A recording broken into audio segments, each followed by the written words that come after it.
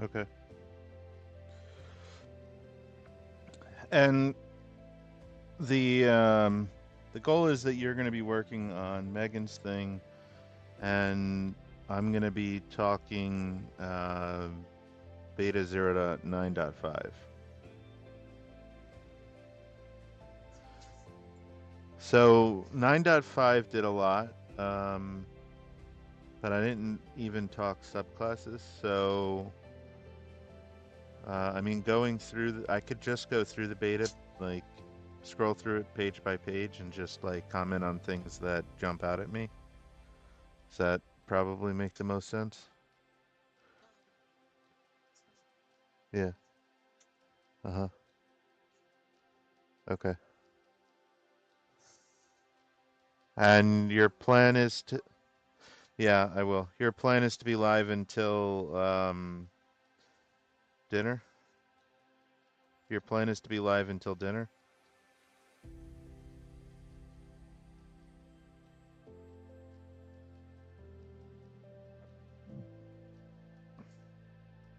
What's that? I'm sorry. What did you say? I mean, until we have to make dinner, so until like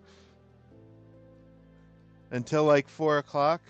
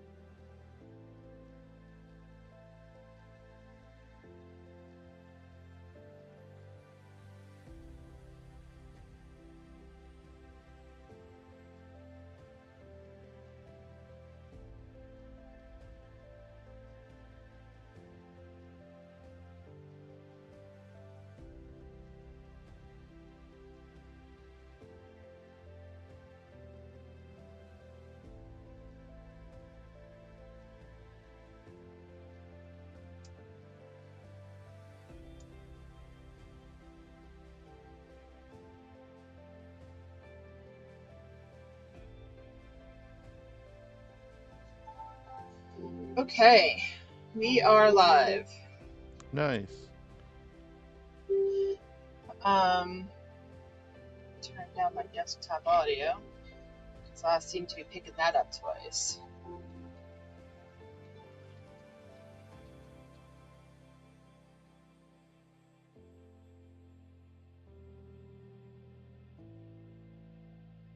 Alright. Okay, that should have fixed that.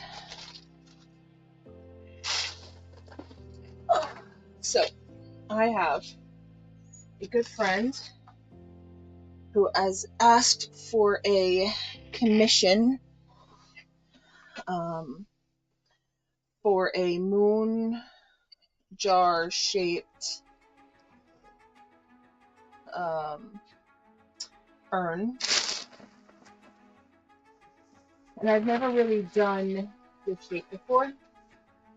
So I have a brand new bag of my favorite type of clay.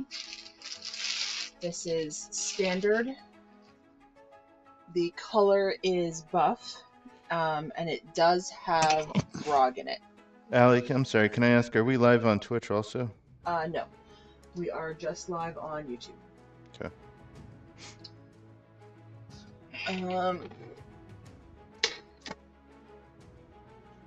Gary's hanging out in the studio with me today, and he just finished converting all of the DC-20 monsters to the new 0.9.5 that just came out with DC-20. And he figured that we could chat about it while I work on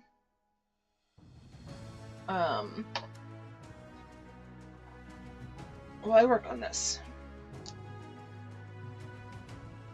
So I have a scale here that I'm going to be weighing out 2 pounds.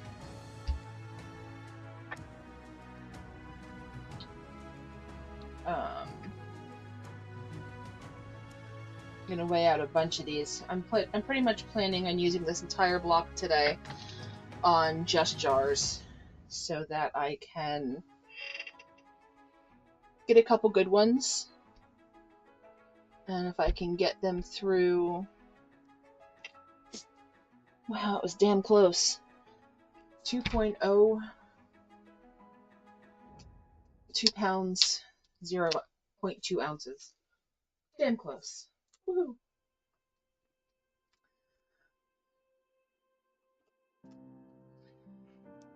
Okay. Once I get a bunch of the jars made, or the urns, or whatever you would like to call them, once I get a bunch of those made, I'm going to make, I'm going to take a bunch of 1 pound, maybe even half pound, probably half pound. I've never thrown with something that small, but I want to get some lids made for the tops of the jars. So that is the goal today, to get through this block. So I'm quickly going to take, I don't know, maybe 15 minutes or so and just weigh them all out, get them all into a ball, set them to the side so that I can just get through them without having to stop. All right, I pushed out to Discord. I'll post to Facebook. Oh yeah, I should pull up YouTube. Boop. I don't do much streaming. I really should. I'm on Twitch for most of my live stuff. Pretty much my done stuff is going to be up here on YouTube unless Gary's hanging out with me in the shop. Yeah, I did push out to Dungeon Coach, so hopefully we'll get some people into. And if they have any questions or anything, I'd be happy to, hang out and talk some too, beyond just going through the beta. Yeah. Okay, I'll push out the link to my parents and stuff.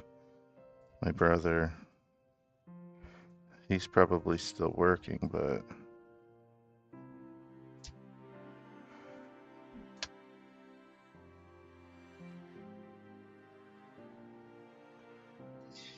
You can go there. So if anybody comments in the chat, you'll see it. You can let me know. Yeah. Cool. Yeah, I will be paying attention to chat, which, might take me an extra couple of seconds to recognize, but I'll be on it.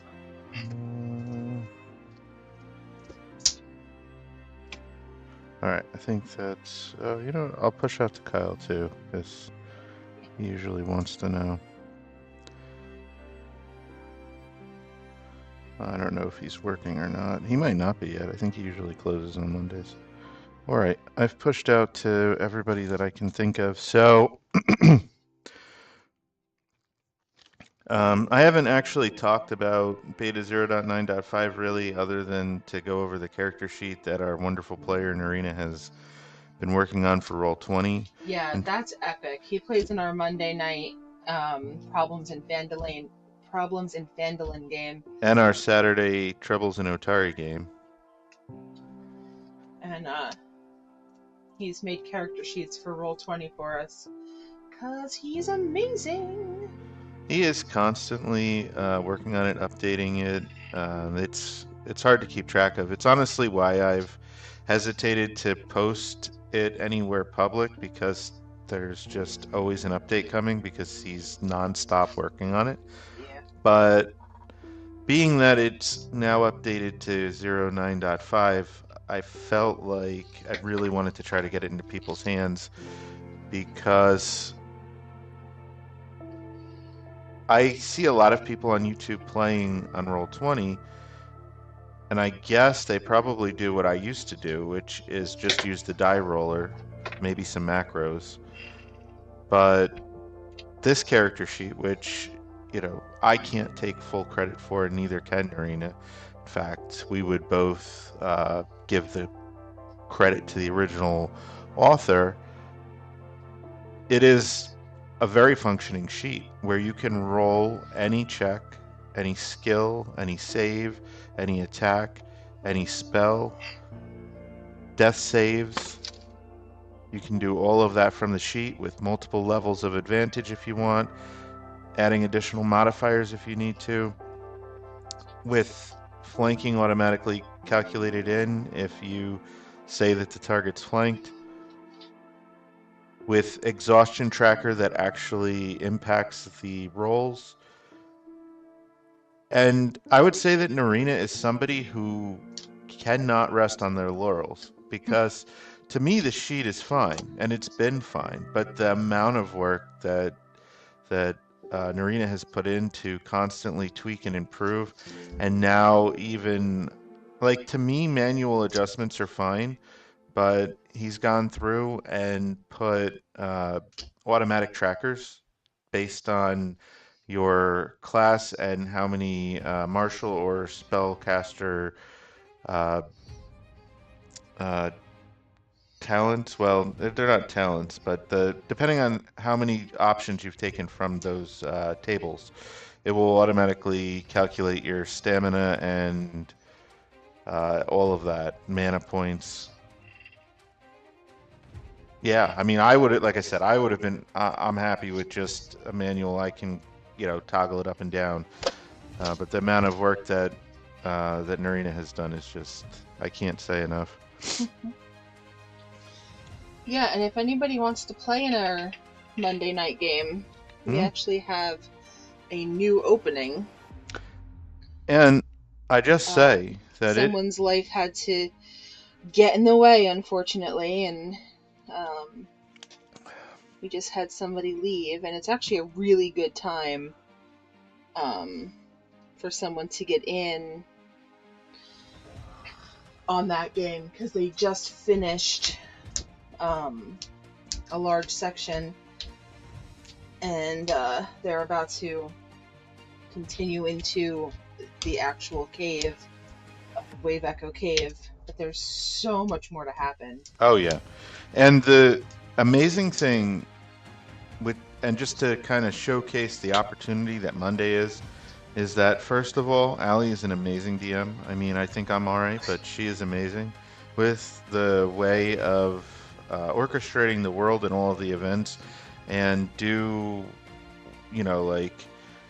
what you want in the world, and whatever you do has consequences, but also the things that you don't do in the world has consequences.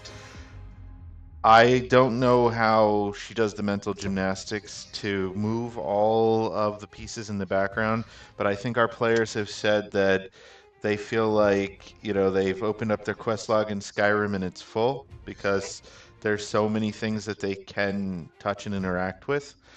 And as they choose to deal with or not deal with things in their quest log, I know Allie is constantly moving things in the background that those quests, when they were given, if they're not addressed right away, and it's not to say, because obviously a player can't do everything. Right. By the time they go to do that thing, those pieces might have moved, and it might be a totally different situation than what it was going to be originally, which is a living, breathing world in a way that it blows my mind, really. Well, and I feel like just as something as simple as, like, those quest boards in Phandalin, Mm-hmm. like, every time they get back to Phandalin, those quest boards change. Yeah. So if they didn't touch the quest, either the quest board is gone because somebody else did it, or it's still there and it's like it's weathered, and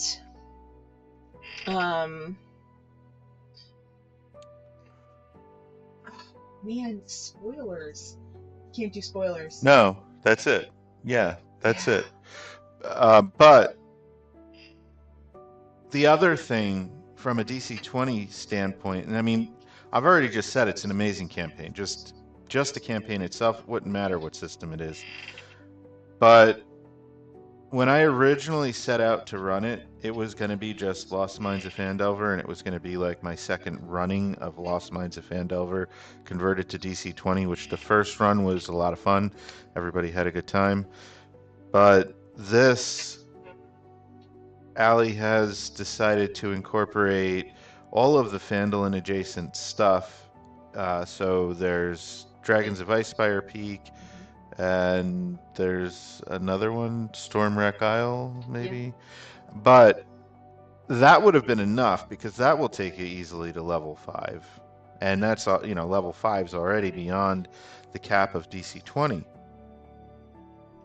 Allie has decided we are going to use most, if not all, of the Shattered Obelisk, which in D&D can take a party all the way to level 12. What does that look like in DC-20? I don't know, but if anybody wants to come along for that ride, I love homebrew. I love creating things. So we're trying to decide currently if I'm going to make level 5 class features based on the things that I've heard Coach talk about and the things that we see in the rules currently, or if people just want to take extra talents at the levels that there aren't features.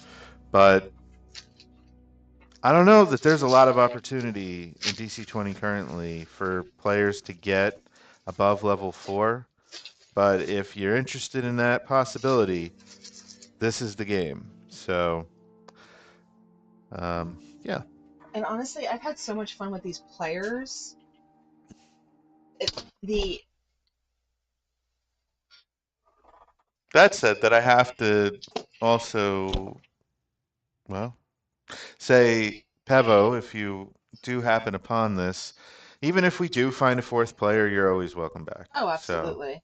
um, Pevo the Dragon Slayer. it's not that we want to replace you, but if we can add, a fourth, and then, we'll take you back as a fifth. But Absolutely. anyway, um, and then Saturday we do have two openings in, at least one opening, possibly two, in Troubles in Otari. It's actually a great time to get in on that one because the party is halfway through chapter 2, pretty much halfway through the adventure, but it still is a good point where they are right now to add another player or two. So if you're interested in that one, that's Saturdays at 2 p.m. Eastern times, right? So when you're on YouTube, the Monday night game is 8 p.m. Eastern, 5 p.m. Pacific. So, um, all right. So I'm just going through, a lot of the changes in 9.5 and 9 also, because 9 added the subclasses. 9.5 really changed a lot of the other things in the grand scheme of like armor and things. But I'm I'm just kind of scrolling through the beta, and as I find things that are like noteworthy to mention, I will. So, I could have talked about already how like might is used as a defense now for area defense, but I figure it's better just to talk about that once I get to defenses. So I'm just gonna keep scrolling for now. We currently have two other viewers. Nice. Just a quick recap from the beginning. I am weighing out 2 pounds. I'm using my entire block. I'm weighing out 2 pound things of clay. When I get to the end, I'll start doing 1 pound or probably half pound. For my friend has asked that I make moon jar shaped urn for her. So I'm gonna weigh out this. It's something that it's a shape I've never done before, especially this small. So I am going to weigh out this entire block, and I'm gonna throw this entire block today, hopefully, and see if I can get, I don't know, at least 5 moon jars made that get through, and she can choose whichever one she likes. That's what I'm doing at the moment, and we decided to sit here and kind of talk about the updates to DC 20. So, if you like hanging out with us today, please give a follow. New channel, and uh, yeah, I can't really do much until I get followers, and then I can do cool stuff. So, um, follow if you can. Okay, sorry. No, you're good. You're good. 9.5. And in fact, I mean, anybody that's watching here on YouTube, I know you would appreciate it as much as you would appreciate a subscription on YouTube. That would help YouTube, your YouTube channel. I know you're more focused on Twitch. So if after watching this live stream, if you would be so kind as to search Throw With Us DMs on Twitch and give her a follow over there. The amazing thing when comparing Twitch and YouTube is you need at least 500 to 1,000 subscribers on YouTube to unlock extra features, but Twitch only requires 50. And Allie would like to do polls and things as far as what people would like to see her make. She only needs 50 followers over there, which is not a lot. And Roll With Us DMs has almost 300 subscribers. If even a fraction of those would head over to Twitch and follow Throw With Us DMs over there, uh, Allie could meet that goal today. It would be I could. It would be super easy. amazing. Um, Hi, Linda. I don't know why you can't give a thumbs up. That's weird. Maybe because we're still live and it's not done with yet. Oh, I don't really know how. I don't use YouTube all that much, so I'm not really quite sure how that works. But Linda's here. nice. Thank you for watching. Yeah. So, looking at knowledge is one thing that changed. I think it might have been 9.5, it might have been 9. They moved the knowledge skills from skills down into trades. I was kind of hesitant about that at first, but looking at it in the beta, I think it makes a lot of sense because it's almost like you're schooling in things like arcana, history, nature, religion, occultism, and I'm seeing a new one here, engineering, which also makes sense that that would be a knowledge type of thing. And I don't know if there's still the option. Oh, yeah, there it is. Work with your GM on if you should choose one of these trades or make up your own custom lore that fits the PC campaigner world better. So there is still the option to create your own, which is cool. And honestly, makes sense. Cause like, if your if your character is from especially a homebrew world, and like they're from a specific town that's I don't know. I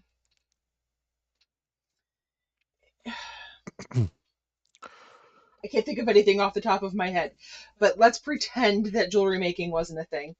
Um, is mining a thing? Maybe mining is a thing. Maybe they were a miner, Yeah. and um, they want a mining background. Yeah, and I don't think that is a trade currently. Yeah, so like having that would make sense.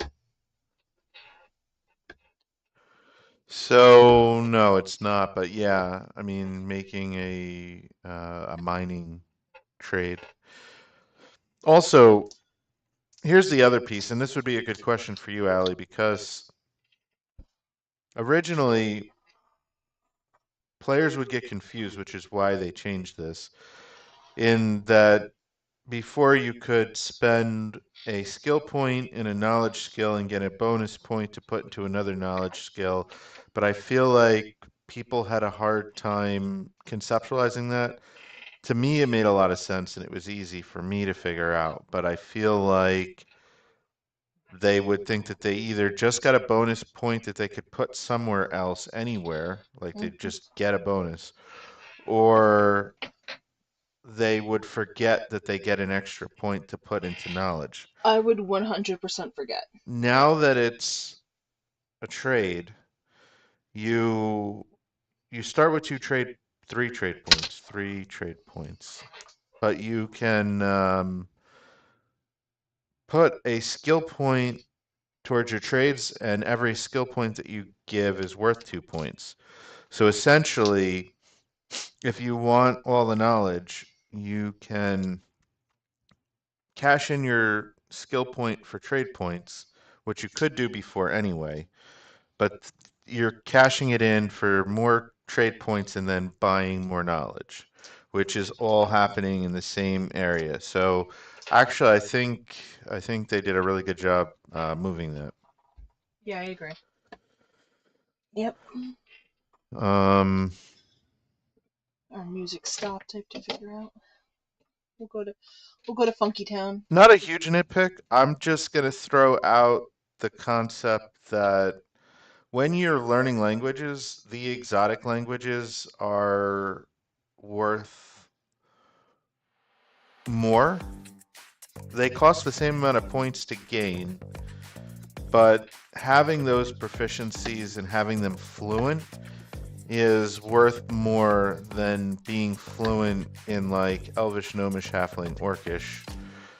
And the reason is Dwarvish. The reason is that the DC to like understand the common languages is 10, but then it's 15 for the exotics and then 20 for the divine. Oh wow, I did not know that. Yeah, it depends. It depends on Did their that list. just change in 9.5, or did I just never know that? I don't think you ever knew that. Okay, that's fair. Yeah, I run the world. I don't run the system. the DC to unless they changed it, but the DC to know the language was based on how common it is, which is a good idea, but it means if you're picking languages to know, like picking to know Celestial or Fiend is really valuable if you're fluent in it, because you don't have to make that DC 20 check to understand it, or like Draconic, you don't need to make that DC 15 check to know it. Where if you're only fluent, or if you're only limited fluency in like say Elvish, it's only a DC 10 check to understand what's being said. So that's not as difficult to make. So I don't know if I'm making sense, but the exotic languages and divine languages, definitely having complete fluency in them is worth more. Not more points, but it is stronger to have full fluency in those other languages. And I wish that I could double check that they didn't change it, but this is just talking about the languages. I don't see the DCs, and maybe that's coming up in here. Trade Mastery. I bet it is, because here's Trade Mastery, and then Language Mastery. So limited, you can read, write, and speak, but you must make a language check and succeed to do so. That's if you're limited. If you're fluently, you can just read, write, and speak it fluently. I really do like that DC 20 allows for that, because like I can speak some Spanish, but not like completely fluent, but I can muddle my way through a conversation if I needed to, at least to some degree. And I feel like that's kind of the feel. Yeah, I agree. I mean, you're much better with your Spanish than I am with mine. I haven't had to use my Spanish in years. Decades? Ooh, we're going with decades. Trade checks. Okay, here we go. Yeah, so now we're getting to trade checks, spell checks, attack checks, passive skills, saves, save DC.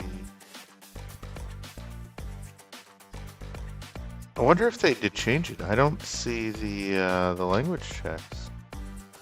There's flat attribute checks, attack checks, spell checks, skill checks, trade checks, language checks. Okay. When you are trying to read or write or speak a language that you have limited mastery, you can make a language check. To do so, roll a d20, add your charisma or intelligence to your choice. Language check DC. DC of a language check is determined by the type of language. DC 10 for mortal, DC 15 for exotic, DC 20 for 15 for exotic and divine, and DC 20 for outer. Outer is like deep speech.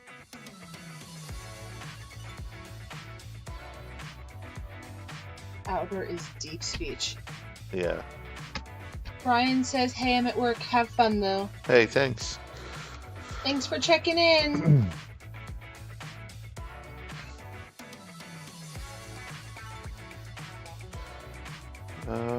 Right. Continuing on. I mean, the bulk of what I would have to say with 0.9.5 is probably once I get to the armor and the defenses. Possibly with some of the maneuvers. But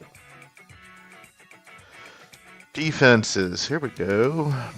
PD, which is no longer physical defense, is precision defense. Is a measure of a creature's ability to avoid attacks that can be dodged, such as a precise strike, a ranged projectile. It reflects a combination of reflexes and tactical foresight, making it a crucial defense against single target assaults. The PD calculation is 8 plus combat mastery, which is half your level, plus agility and intelligence. If you're wearing armor or wielding a shield, you will add their respective bonus to your PD.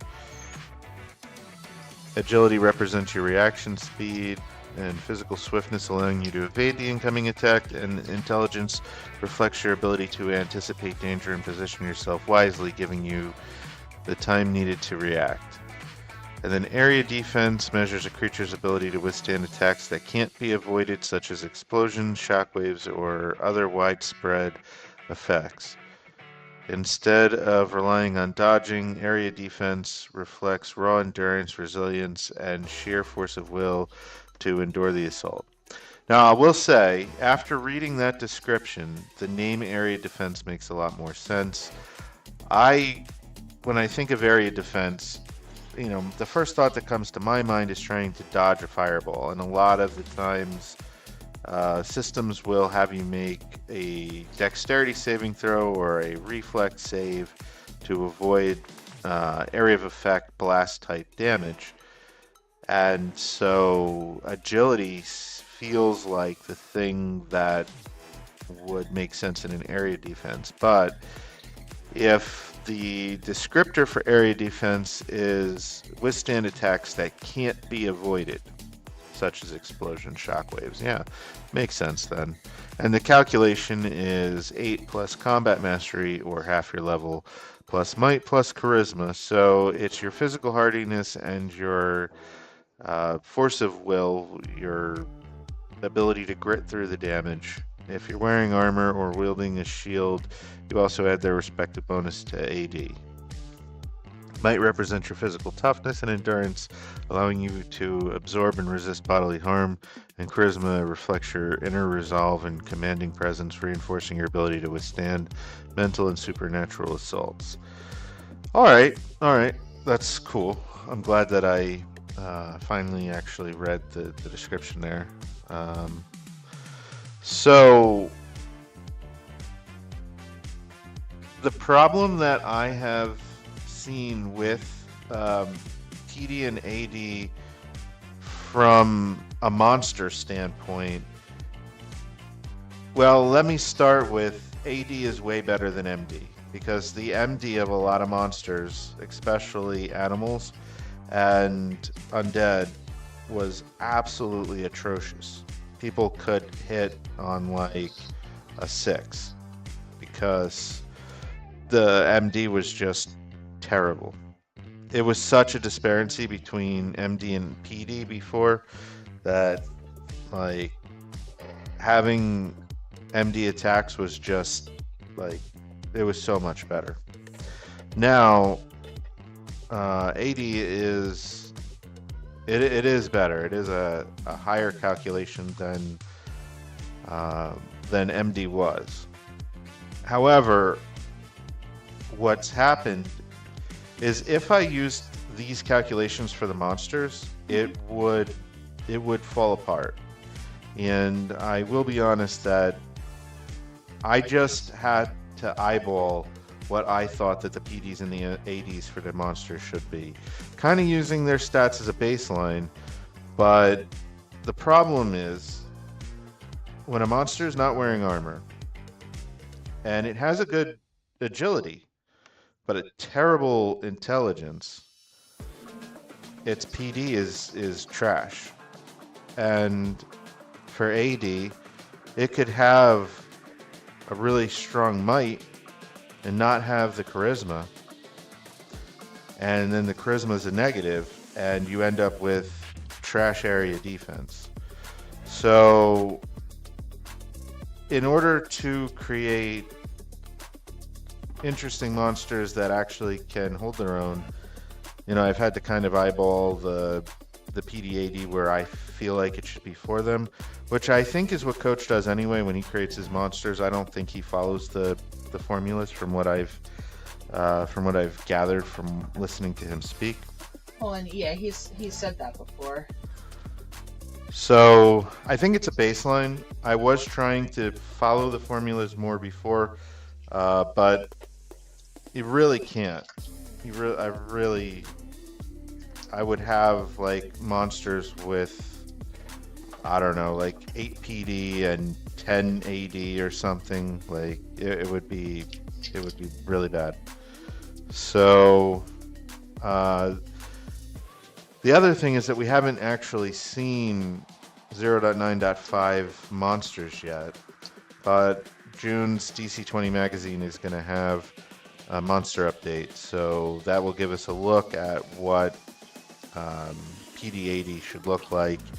And I think it's been a year since they did the monster starter pack originally, so it'll be good to see just what has evolved over the last year. Another thing that's cool, Allie, and maybe in honor of it I'll have to post again, but all of the hunted characters and monsters are getting an update in the DC20 magazine. Okay. So Raven and her crew will have AD instead of MD, and which makes sense. yeah. So I know, like, part of the change was that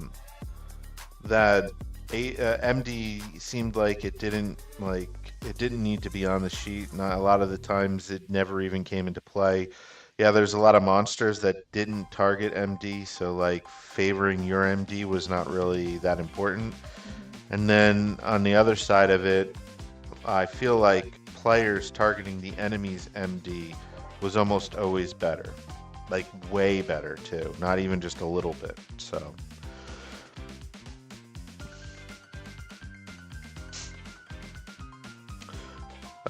they changed the hit point formula a little bit. I think it's good, and now all of that is actually in the class table. So it's class HP plus might plus ancestry hit points, if any. One interesting thing that people comment when they come from other systems is that unlike in D&D Pathfinder, where Constitution constantly adds extra hit points every level, your bonus from your might or your ancestry is just the one time, whatever it is.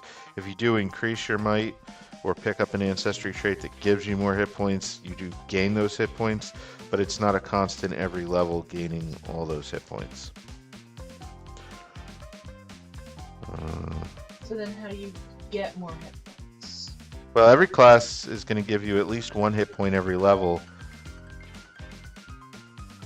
The martial classes, with the exception of the rogue, gain one bonus hit point every level. So they get 2 hit points every level, where all of the spellcasters, except for the warlock, get only 1 hit point per level.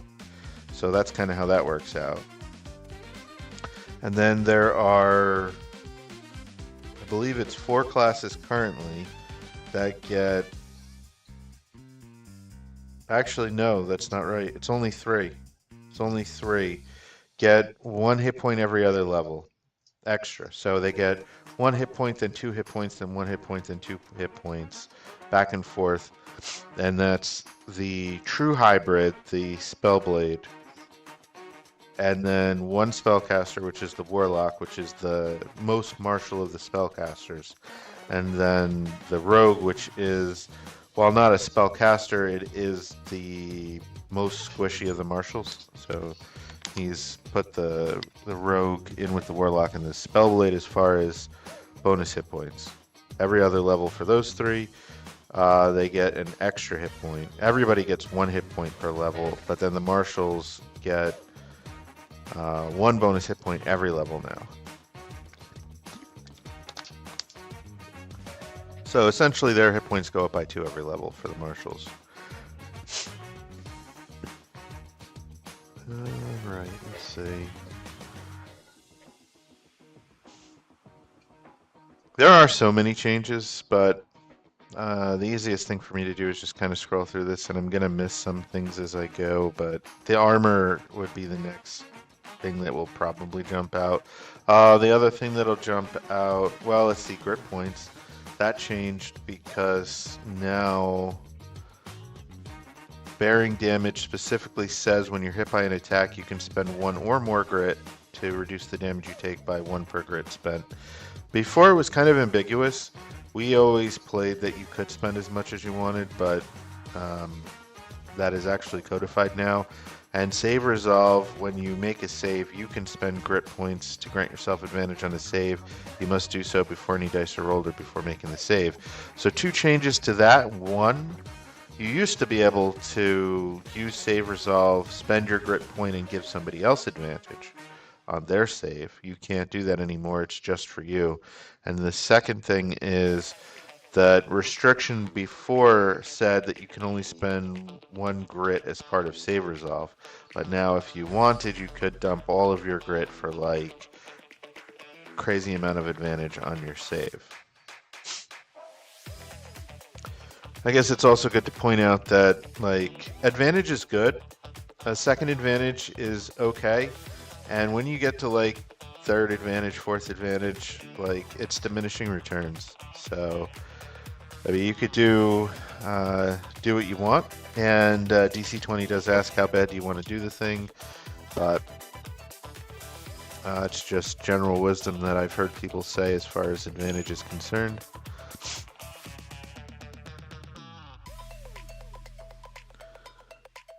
So let's see.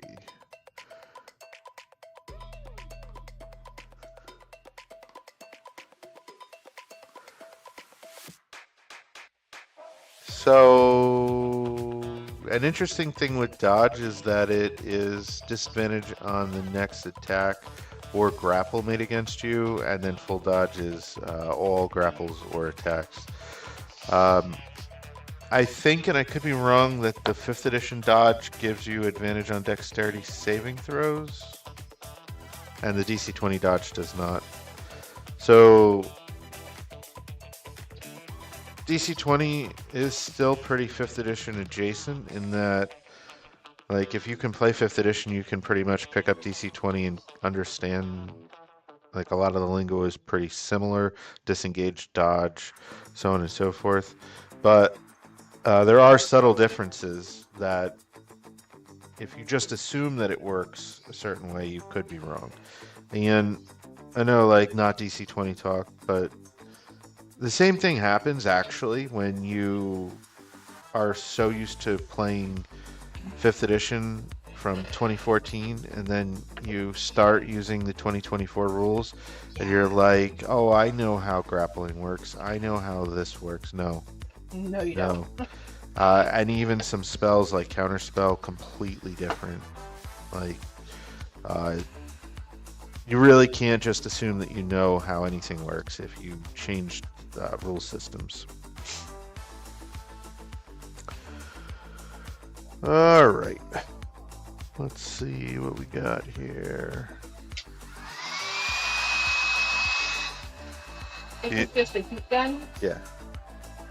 And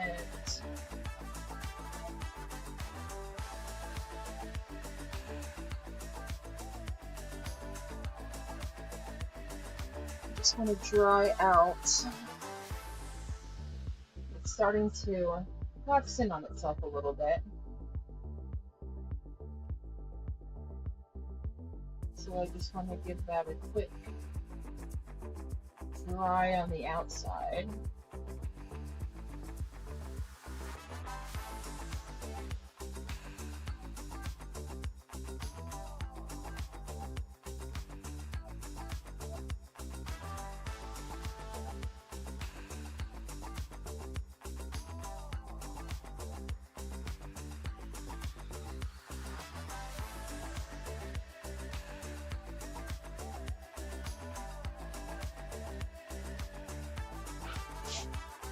So an interesting thing, I didn't see combo casting. There was some mention to it, but I wonder if they changed and or took combo casting out. I'll have to see when I get further into the beta. I always thought that it was a cool concept, but one that is harder to actually have happen. I love the concept of combo casting. Yeah. You should explain what combo casting is. Well, I want to see if I can find it first, because it might be irrelevant if they removed it from the game. They are like, I think the way that he's going with rituals is more like the Pathfinder rituals, where they're big grand spells rather than a way to cast a spell for free, and require lots of action points and mana points and whatever. More than one person can normally provide themselves, so that you need a bunch of people to produce the ritual. I'm not 100% on that, but one of our players, our patron, shout out to Strato Nexus, did like try to design a ritual, and looking at what he designed, I have to assume is based on Dungeon Coach's live streams. I haven't watched too much of the spellcasting ones where they've been building spells, but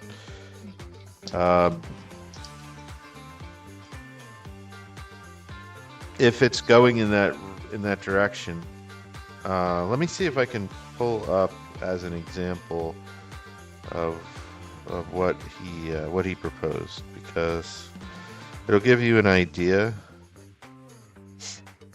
So he called it Lunimus Lodging. Conjuration ritual costs 20 action points and 2 mana points. 15 spaces, 12-hour duration. You summon into existence a large circular tent up to 20 feet in diameter. The tent is fully waterproof, and the inside of the tent remains comfortable and dry regardless of the weather outside. It's pretty much Liam, it's tiny hut. But the thing is, if it costs 20 action points and 2 mana points, you need at least 5 people to provide the 20 action points, unless you're doing it for 20 rounds. Unless you can do it over 5 rounds. Unless you can do it over multiple rounds, yeah. And then 2 mana points. So, and then there's some mana point enhancements where you can make it better. I think it's pretty cool, honestly. So shout out to Strato Nexus. But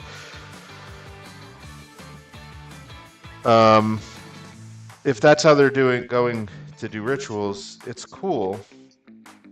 But that might be a replacement for the combo casting. Also, and I'm not saying it's a bad thing, this is just an observation, but I think that Dungeon Coach keeps moving more and more away from D&D. Yeah. And more towards Pathfinder. Again, just an observation.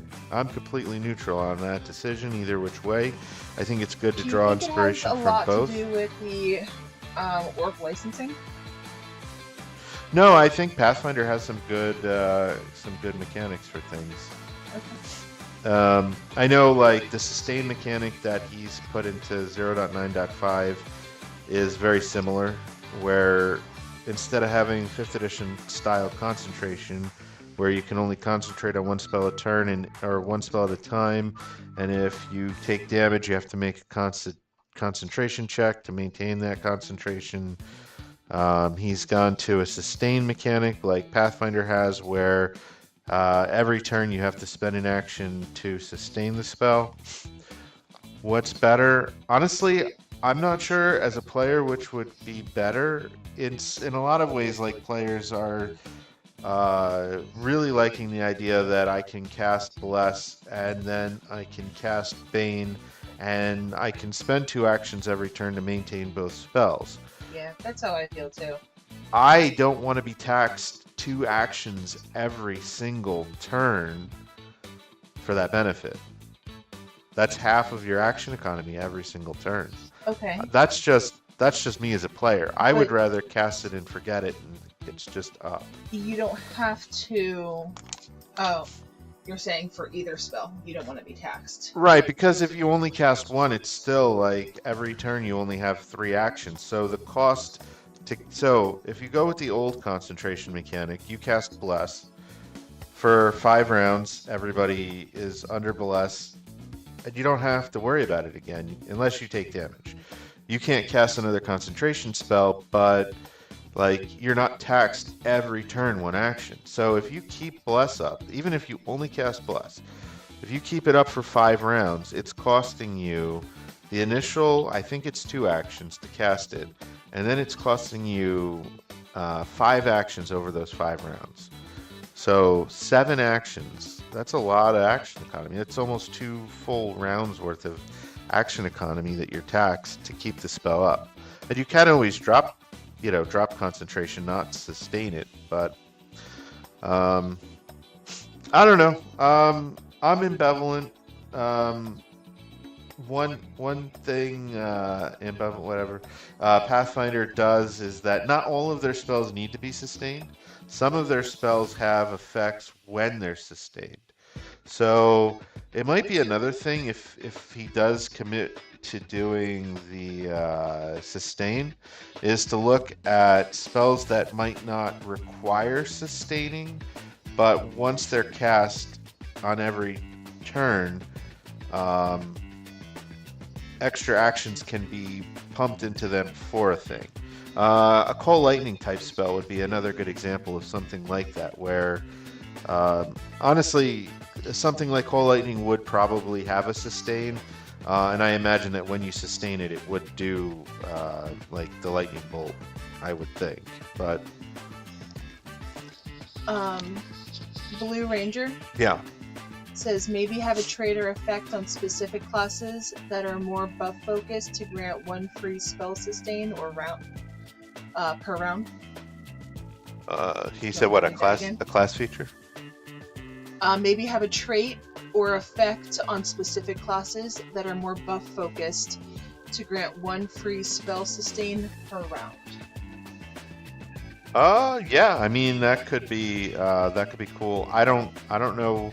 He's very cautious about adding extra actions. I think it's the easiest way to handle a spell like haste, though. I don't know that he's actually designed anything like haste or slow, but I think they're easy spells. You take the Pathfinder model because you already have the multi-point action economy. You give them an extra action on haste. You take an action away from slow if you cast slow on them. Those spells are very easy to do in DC 20. Yeah, it's possible that they could do a free sustain type thing. So in the maneuver end of things, it's interesting because of the AD and PD now that, where were the defenses going to fall for the maneuvers? And Perry does PD still, +5 to PD against the attack. Ray's shield, though, now actually does something very different, because Ray's shield used to prevent damage to the target equal to the shield's bonus. Now Ray's shield is you grant the target +5 bonus to AD against the attack. So Ray's shield does AD and parry does PD.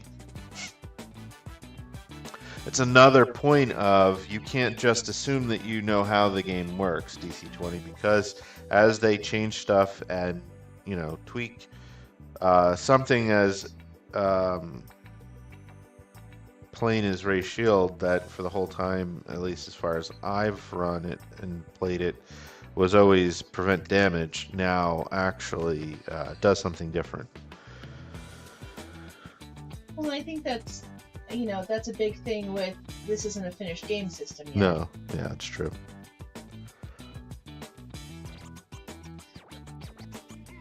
We're definitely used to playing games where, you know, we have the rule book in front of us, the final. Yeah, and I do have to say that the game is so well done in its beta state that it's hard to remember that it is beta still.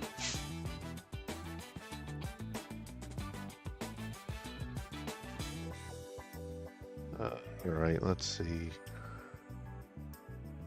So techniques, like, that was one thing that I noticed, because, you know, the question is what is going to target AD?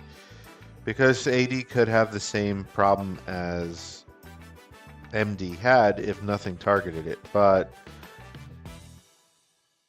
you know, monsters definitely can have, like, effects, fire breaths, and things that would target AD. But in the player-facing end of things, I know for a fact that, like, Whirlwind and Volley target AD, not PD.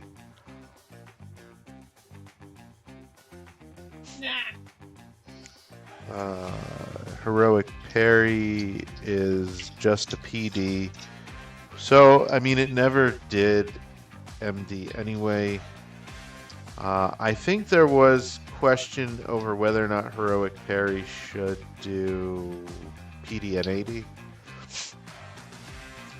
or if it just does PD, if it's going to stay that way. And then I remember in the last live stream, I think it was, or maybe the one before that, there was a question over Ray's shield and parry, in the sense that Does the system feature multiple shield types, i.e. buckler, standard, tower? It does. It does. And when I get to the armor section, that'll be definitely something to talk about. But Ray's shield requires that you're wielding a shield, and parry does not. And I don't remember what the exact question was, but there was some.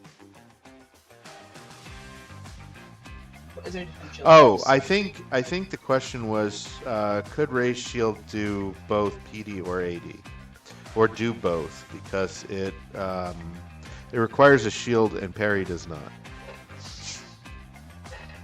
Because it kind of makes sense that you could raise a shield to prevent a precision, like a single target attack. I think that's what where the question was. All right, so I'm to the spells. I'm going to scroll through this. Not much really changed, but I'm curious if the combo casting is still in here. Combo casting essentially was that you could, if you were on the same initiative point, you could both cast the same spell. Which same initiative point is kind of cool. Yeah, it gets very confusing though when multiple people are trying to spend action points at the same time. And then players have a hard time, I've found, just organizing and coordinating together, because they still think in that mindset of, it's my point in the initiative, I go now, or I'll let you go first. Yeah, and then they just take their entire 4 actions. But really, the point of the shared initiative is that you would maybe, like, one player move up, the other player moves up. Now the creature's flanked.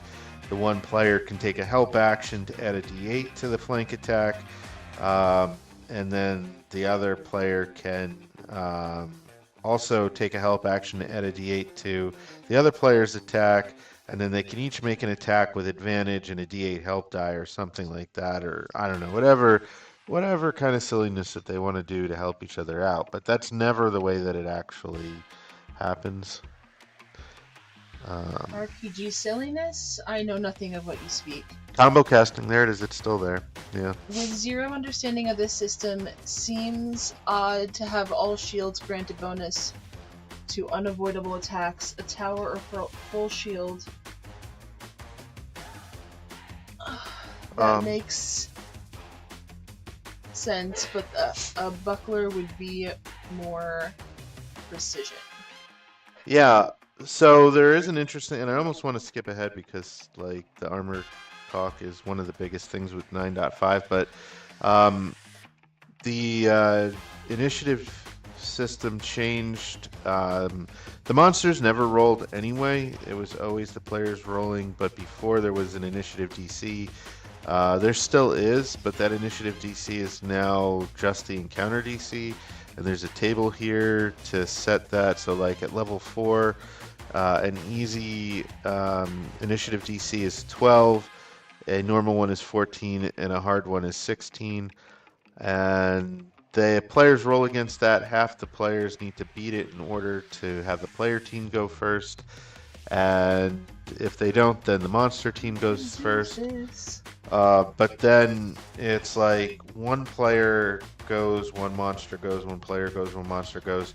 And essentially their initiative roll doesn't even matter because the players get to set their initiative, the monsters get to set their initiative, and it just kind of zippers back and forth. So it is really cool in the sense that, you know, if a player runs up to a monster and attacks it, then the monster that they hit, if he didn't die, can attack back just like you would have in a fight anyway, and then another player can go.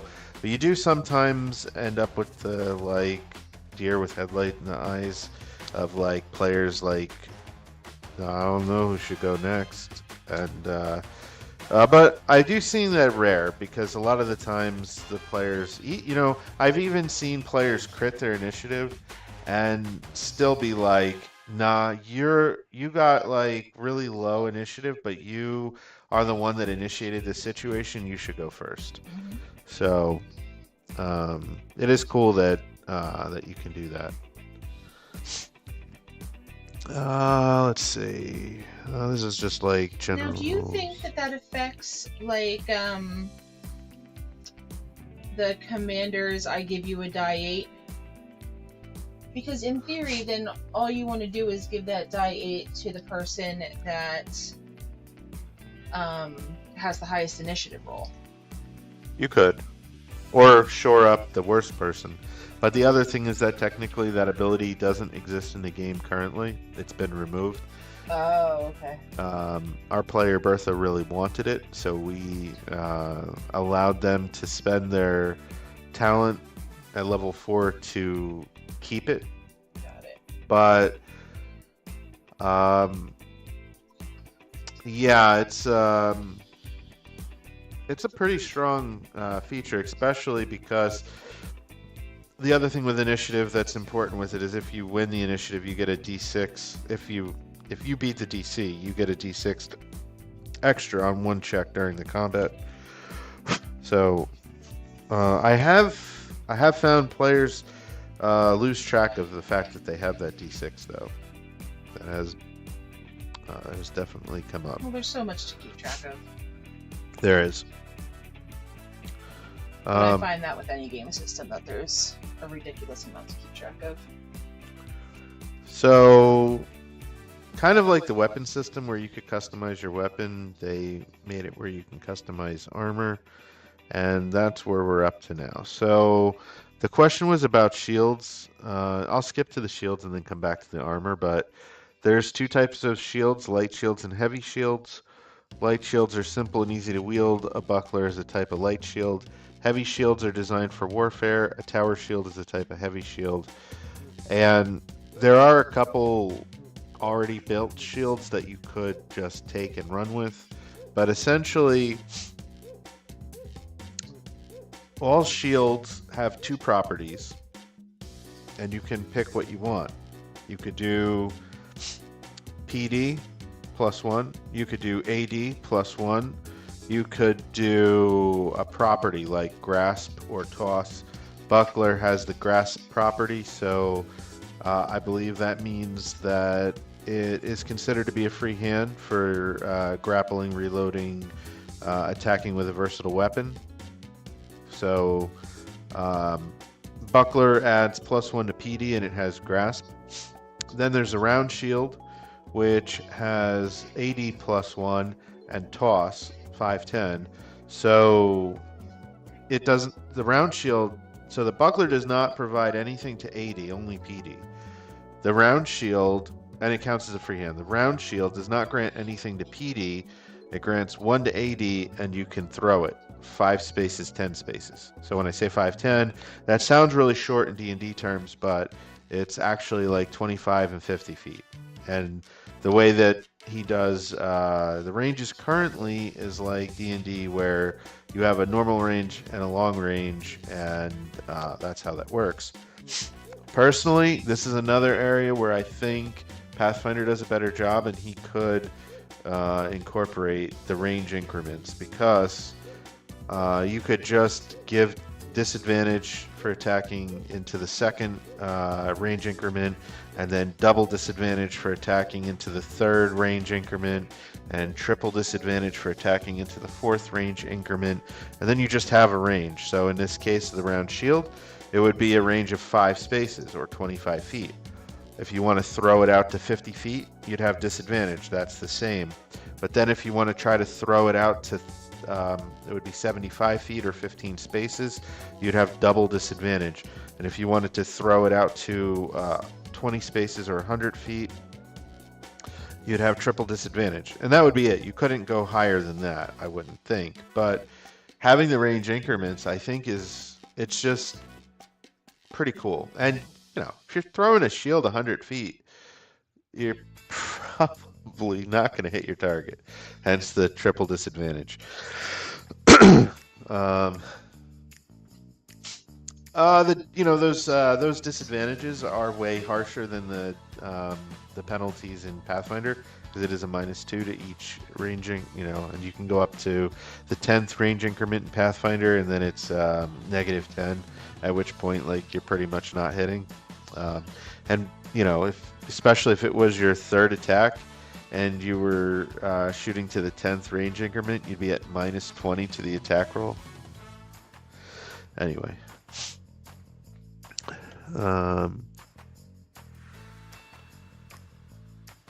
So then there's the heater shield, or heater shield, I guess that's how you say it. That doesn't have any properties, it just gives +1 PD, +1 AD. And then with the light shields, you can only add +1 to either PD or AD. So that's the distinction mark there, where light shields, they have 2 properties, and you can only go to +1, either PD, AD, or you can add your choice of grasp or toss. I guess you could technically do a shield that was grasp and toss and didn't have any PD or AD advantage, but at that point, I don't know why you're using it, but I guess you could. And then you have the heavy shields.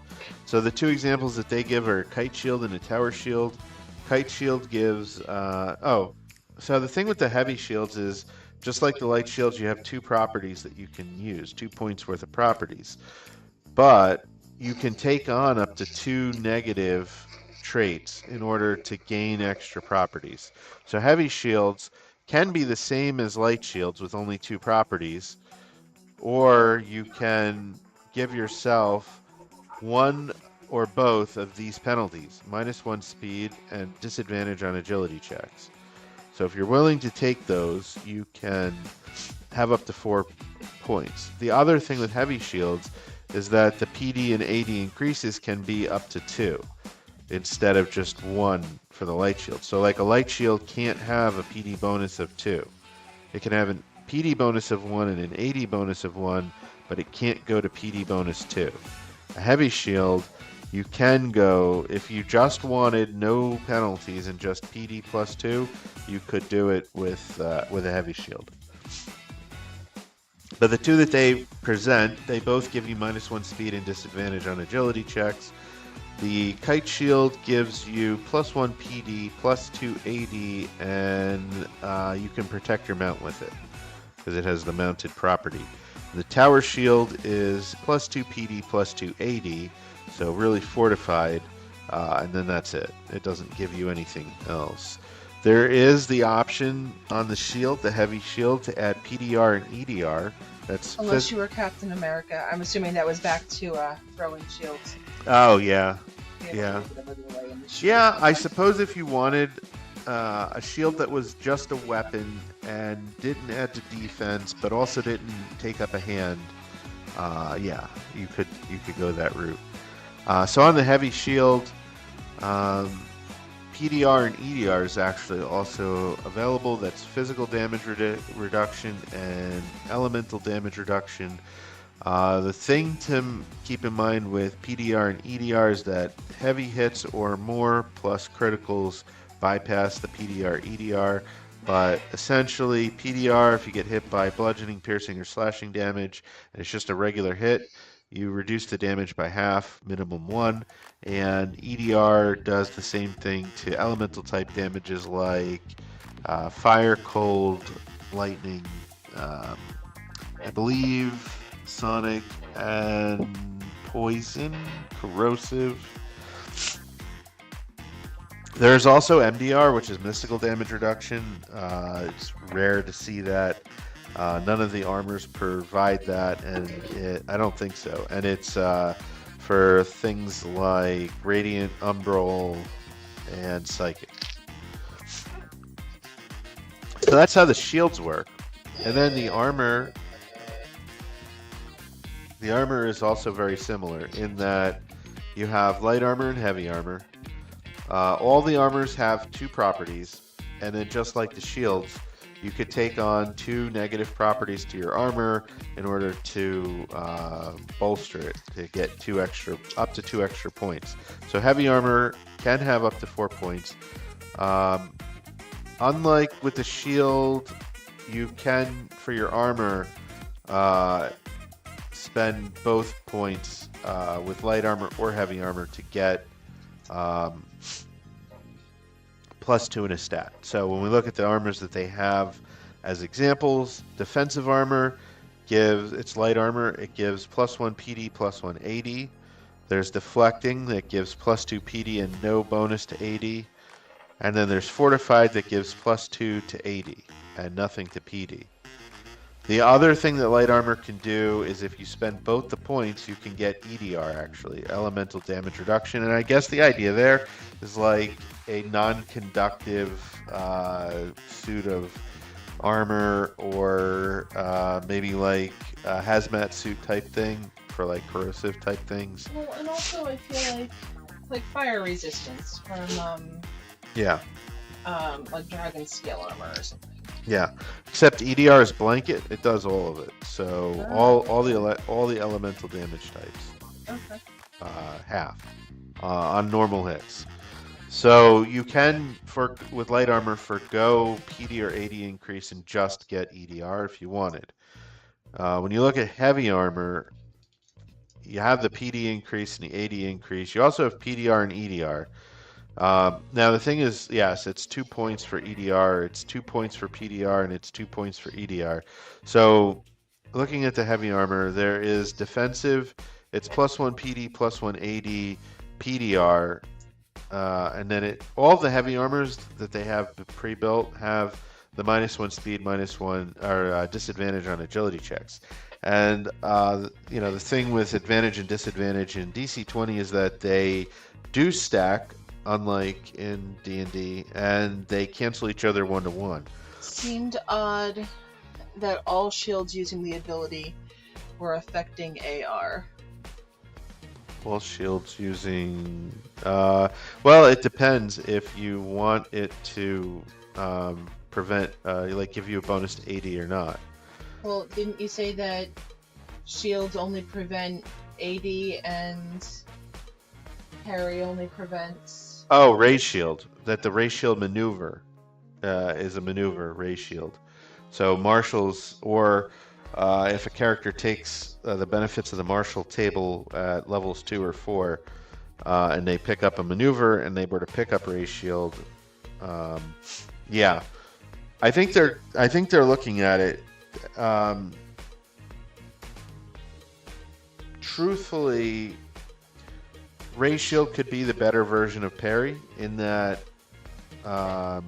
parry only does PD, and if Ray Shield did both but had the requirement that you needed to have a shield, or it could do one or the other, I think, yeah, you could definitely. I think. I mean, you would also need a free hand for it. Ray Shield on a buckler blocking an explosion makes no sense. I agree. Yeah. Yeah. Wholeheartedly, I agree. I agree. As a maneuver, it's more. I don't know. Maybe it's a bad name. You know, it used to prevent damage. Now they have it adding to AD.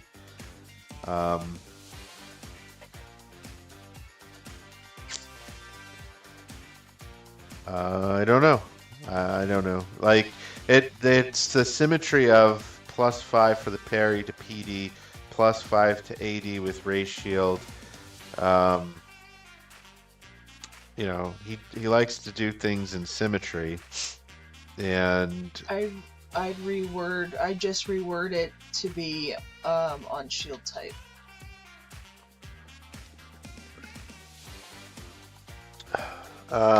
I mean, or he just gets rid of the term Ray Shield and then just make parry do both. Make parry do either or. I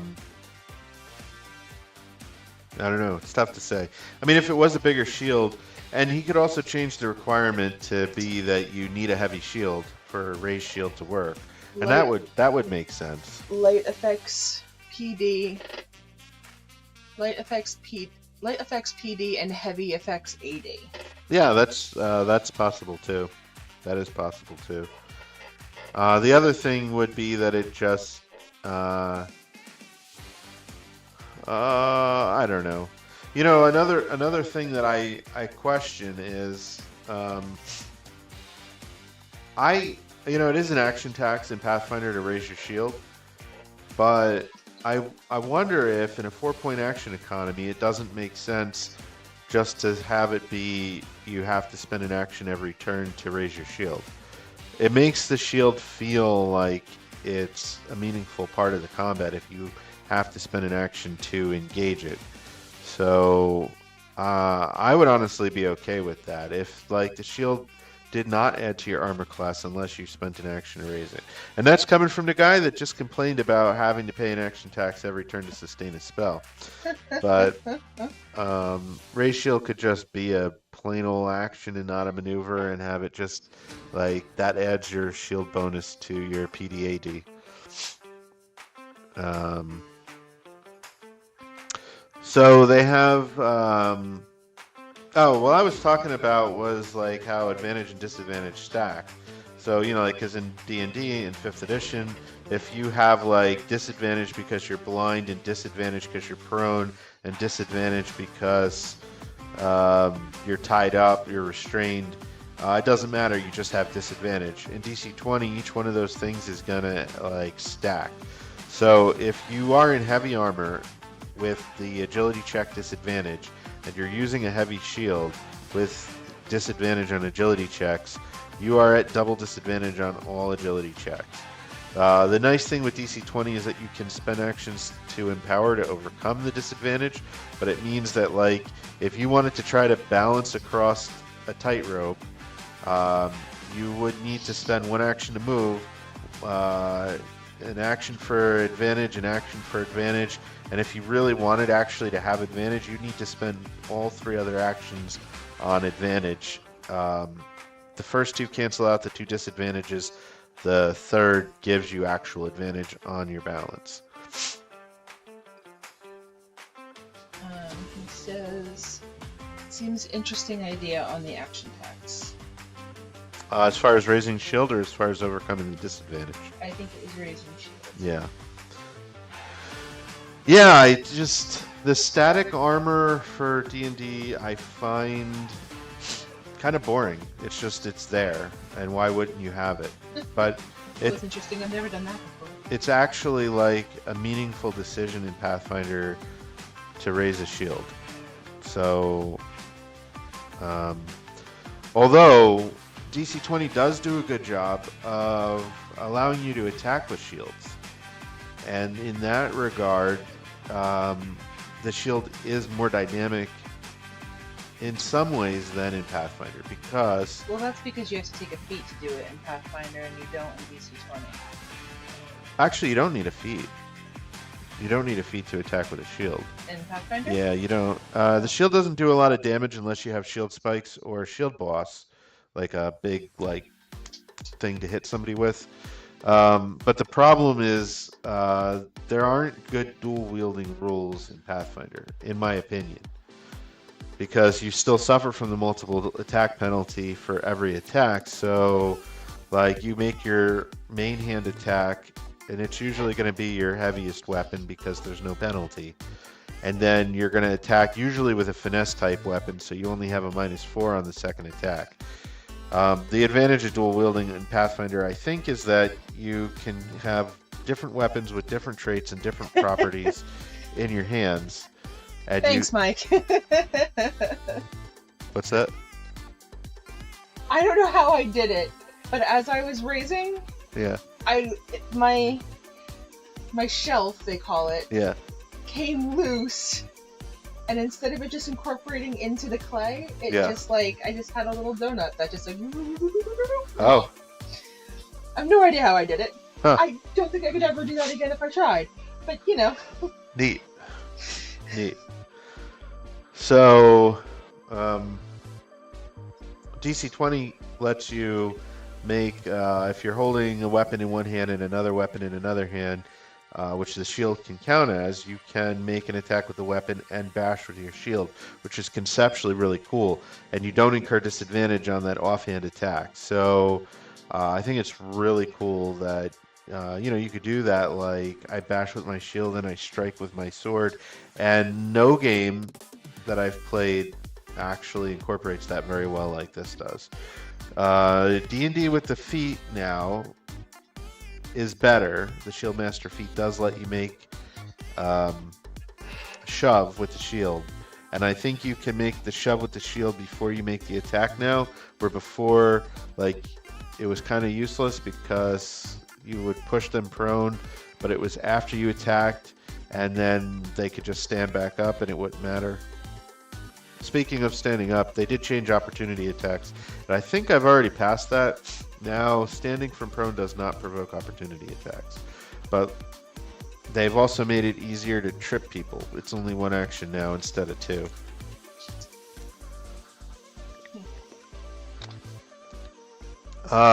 Conversely, changing your weapons now provokes opportunity attacks, which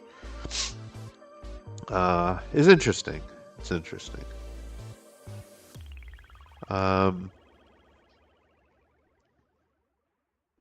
So we have deflecting armor, which is +2 PD and PDR half. So you have the defensive one that does +1 to PD, +1 to AD, and PDR. The deflecting, which is +2 PD, no AD bonus, and PDR half. Fortified, which is no PD bonus, +2 AD, and PDR half. And then there's highly defensive that does not have PDR or EDR, and it's just +2 PD, +2 AD. Now, another thing that you could do is you could take the -1 speed and the disadvantage on agility checks, get your 4 traits, and use them to purchase PDR and EDR and no PD or AD increase. So you could have physical damage reduction and elemental damage reduction, and no, and that's on heavy armor, and no actual defense boost. I guess the downside of that is, again, if they beat your defense by 5 or more, it's a heavy hit. So if you're not giving yourself a bonus, then it's going to be easier for them to beat your defense by 5 or more, and then you could be hit hard enough that your PDR, EDR doesn't even matter. All right, let's see. I lost my measuring tool. There was a thing on attacking with shields. I wonder if did they change it? Because if they changed it, that would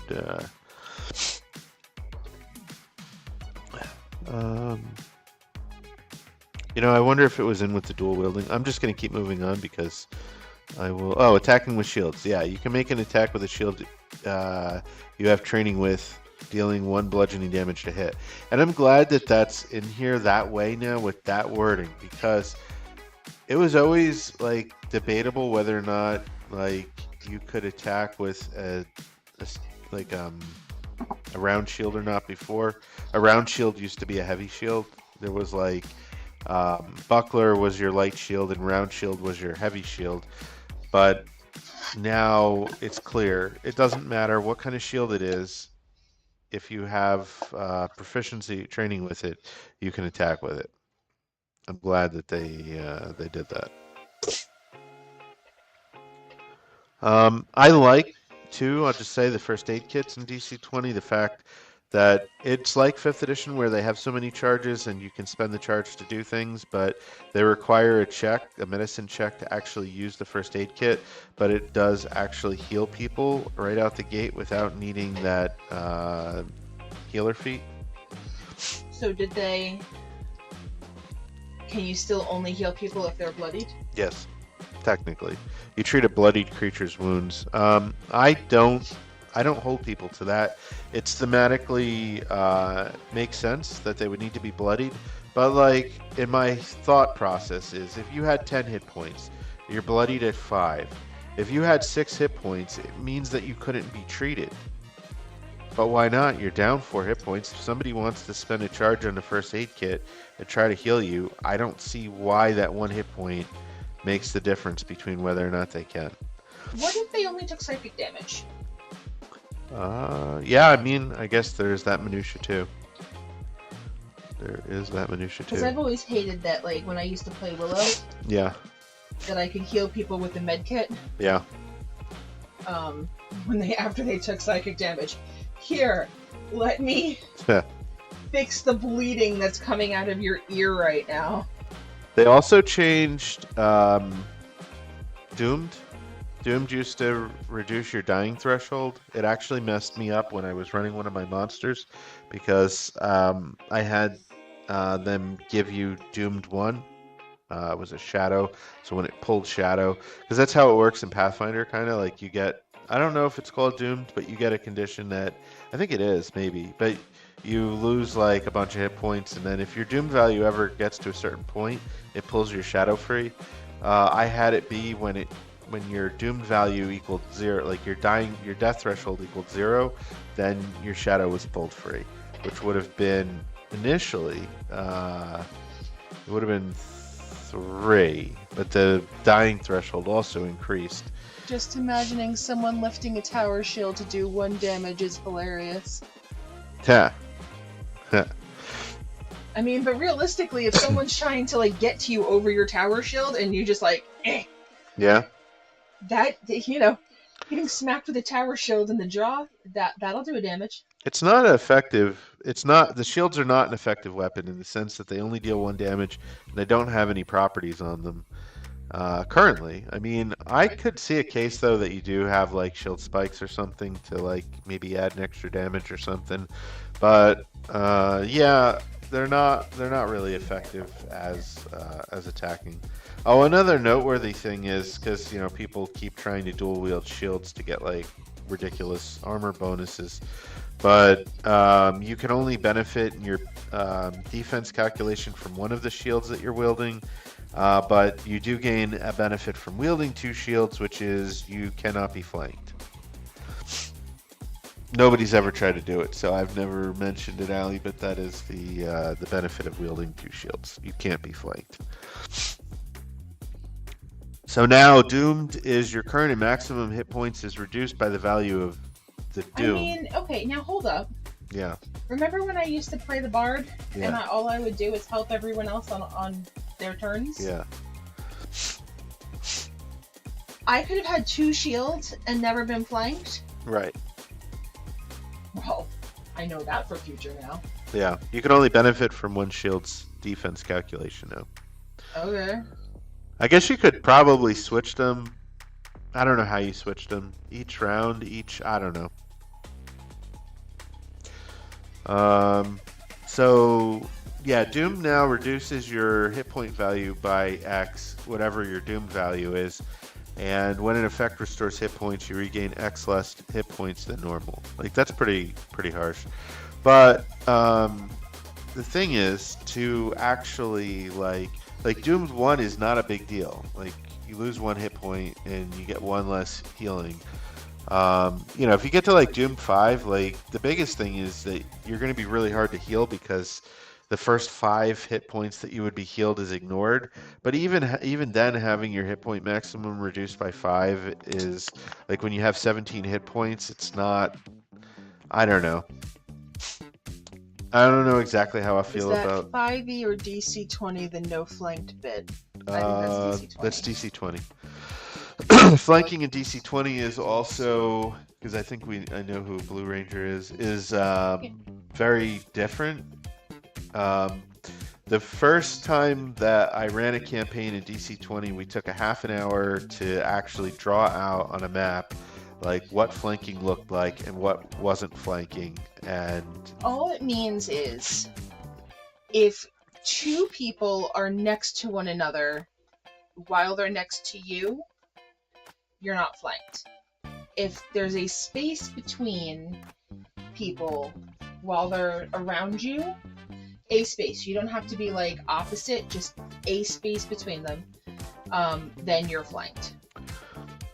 So it's two So allies in the upper left quadrant and the lower left quadrant, and they're still flanking you. 2 allies adjacent to an enemy but not adjacent to each other. But the thing that's important to keep in mind there is that you can have 3 allies in a line adjacent to an enemy, and the enemy is flanked because 2 of the allies are not adjacent to each other. Right. And the other thing is that's different is with the verbiage, all melee attacks against a flanked creature get the +2 bonus. So that means the guy in the middle, even though he's not causing the flank, gets the bonus. Yeah. So flanking isn't, like, being flanked isn't a condition per se, but it's kind of a pseudo condition in that, like, if an ally is adjacent to your target and you're not adjacent to that ally, then the creature is flanked. And all melee attacks against the flanked target, get +2. There's a couple other interesting things there that are different than Pathfinder also, which is, or I think D&D, although D&D has kind of done away with flanking entirely now. That's to say, a reach weapon can benefit from the +2 for flanking as long as the creature is flanked. But a creature with a reach weapon cannot create the flank by himself if he's attacking at reach. So if, like, an enemy is on one side, so if it's like ally, enemy in a line, and then there's a space and then you, so that in a line it's ally, enemy, space, you, the creature is not flanked, even though you have a reach weapon and can hit them, because the very important wordage in flanking rules for DC 20 is 2 allies adjacent to an enemy but not adjacent to each other. So It kind of makes sense in Use of Pathfinder First Edition when you just need to be able to draw a line between 2 characters that crosses through 2 sides of their square. Yeah, but now they don't have to cross through either. Yeah, so it can be. It could be a V.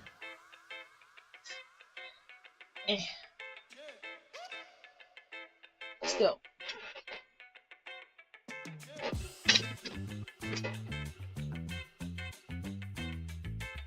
Yeah, the enemy's in the middle. The enemy's in the middle. You're here. I'm here. We're flanking him. Because this space is open in the middle here.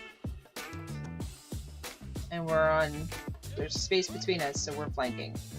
Now, if there was also somebody here, let's say Gary was fighting from here, then Gary also gets to tack on with that flanking, even though he's next to you.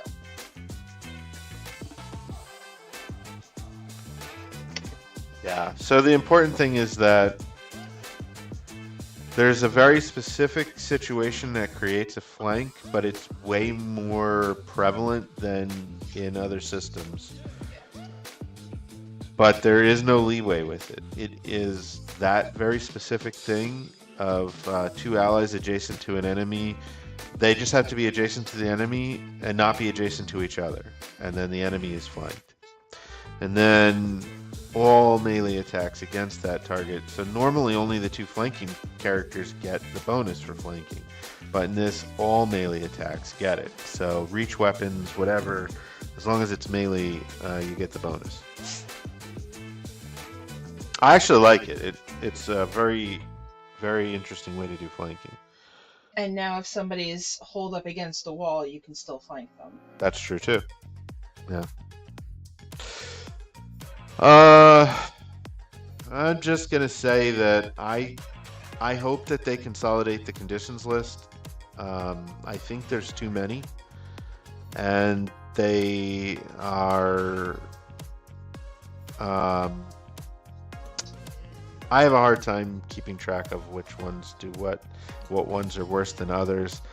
But just to give you an idea, there's bleeding, blinded, burning, charmed, dazed, deafened, disorientated, doomed, exhausted, exposed, frightened, hindered, immobilized, impaired, incapacitated, intimidated, invisible, paralyzed, petrified, poisoned, restrained, slowed, stunned, surprised, taunted, terrified, tethered, unconscious. He likes the concept that a creature who is flanked is still flanked even if you aren't the one doing it. Yes, I fully agree with that. Oh, weakened. And it's the thing, so when it comes to conditions, the thing that trips me up is you have like frightened, and then you have intimidated, and then you have terrified, and they're all kind of, and I couldn't tell you off the top of my head which one is worse out of those three: intimidated, terrified, frightened. It looks like intimidated is the least. You have disadvantage on checks made against the source. Frightened, you can't willingly move closer to the source, and you have disadvantage on all checks made against the source. And then terrified, the only action you could take is the move action to try to run away or dodge if you're prevented from moving or there's nowhere farther to move. And you must spend your turns trying to move as far away as you can. Kind of makes sense, I guess. But like, I just think that the way that Pathfinder handles it, which DC20 already does a lot with like exposed X, hindered X, impaired X, exhausted X,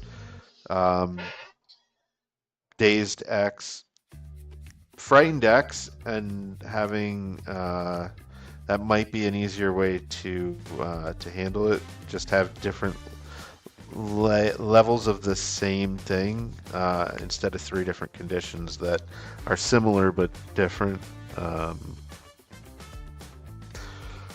Just a thought. I don't know. Clearly, so far this is what they've liked.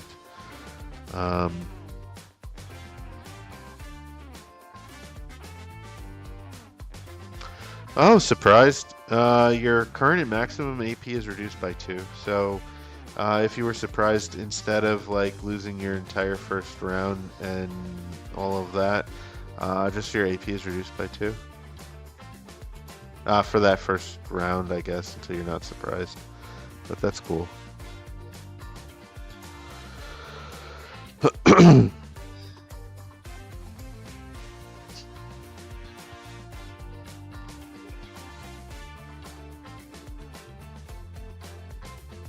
Alright. I do like the way resting works, that you spend rest points.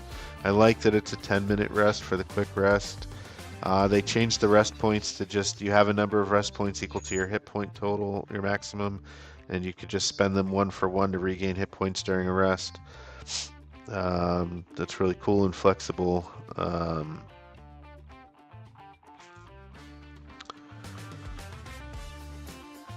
I feel like an hour is too long for the shortest rest in D&D, so having that 10-minute rest is good. There's still the hour short rest.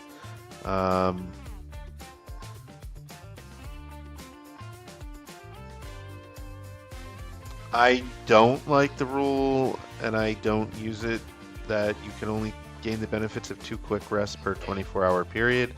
I don't like it because I feel like at any point, if a player needs to take 10 minutes to spend rest points, let them.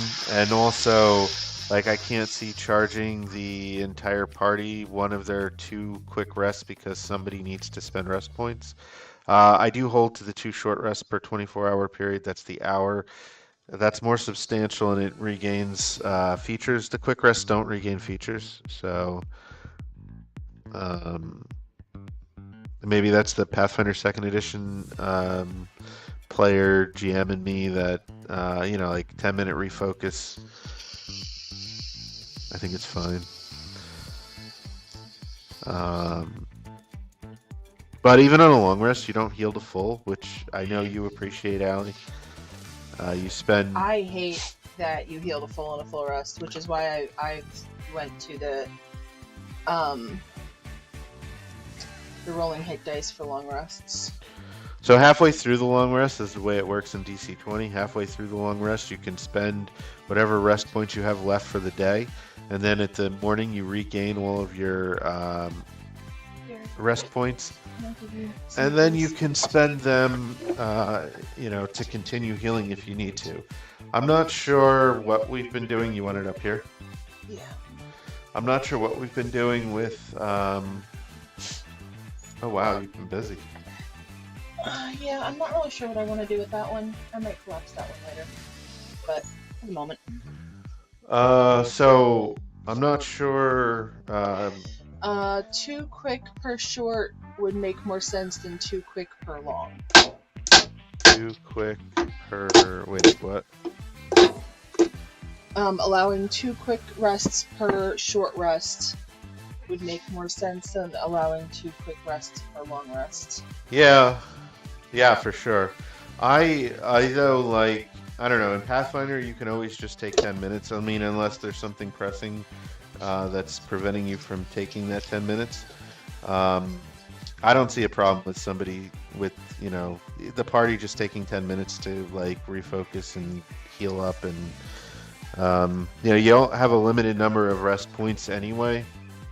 So, you do run into the problem in D&D sometimes, especially with, like, warlocks and fighters and other, like, short rest-based characters that constantly want to take short rests so that they can regain their features. And but short rests are an hour. And that's the problem in D&D. And I mean, they're an hour in here too. But the problem is, like, there is no shorter rest to heal in D&D.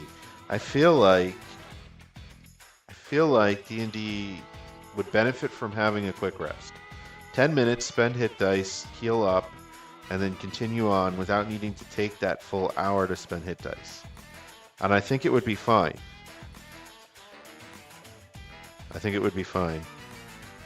Having to take an hour, it's like, I don't know, it's too long of a time for people to sit on their hands because somebody needs to spend hit dice.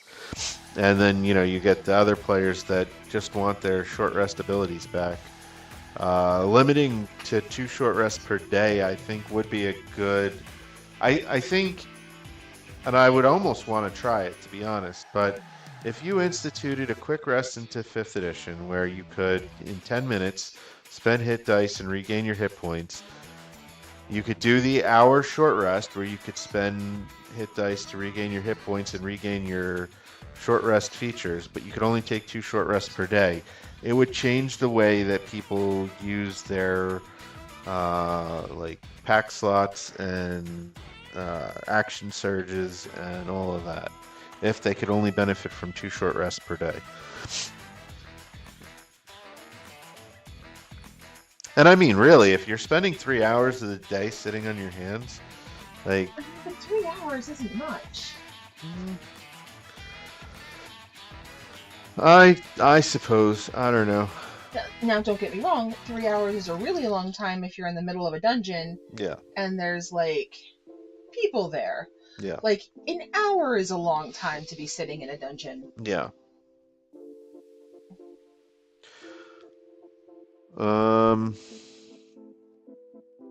There was a comment, I don't know. Oh.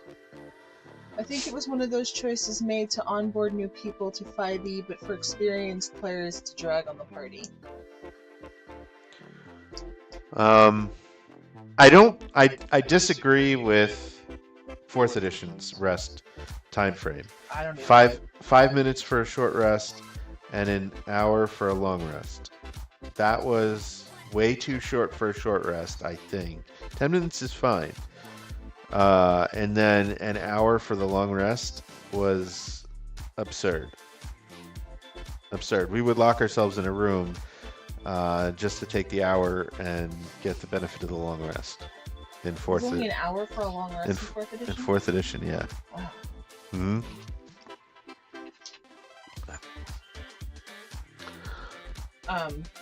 And only 5 minutes for a short rest. Another comment. But the only thing to come out of 4e was the diverse combat that I'm aware of didn't play much scale. So I started in 4th edition, and I ran in 4th edition, because I got tired of waiting for my turn, and I'm much more interested in world building than I am in playing a character.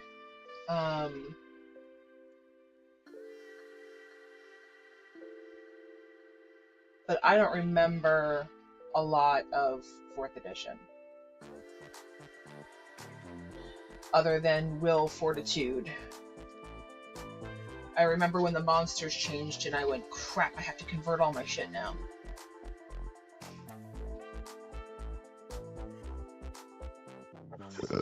Excuse me. Having 4 to 7 different types of melee attacks early on with diverse effects is a lot better than I swing and hit the creature. Yes. We're talking about like 4th edition powers? Yeah. So, DC-20 has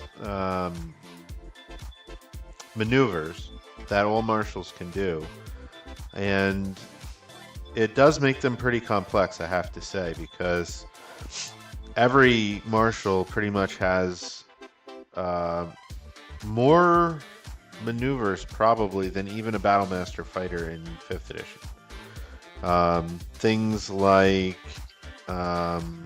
causing a creature to bleed or be exposed where the next attack is advantage against them, hindered where their next attack has disadvantage, knocking them prone, making them dazed, parrying,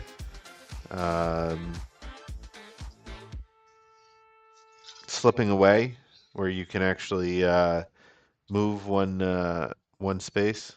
I've actually had a player one time. Step. Yeah, but it's as a reaction when you're attacked. You impose disadvantage on the attack, and you can move up to one space.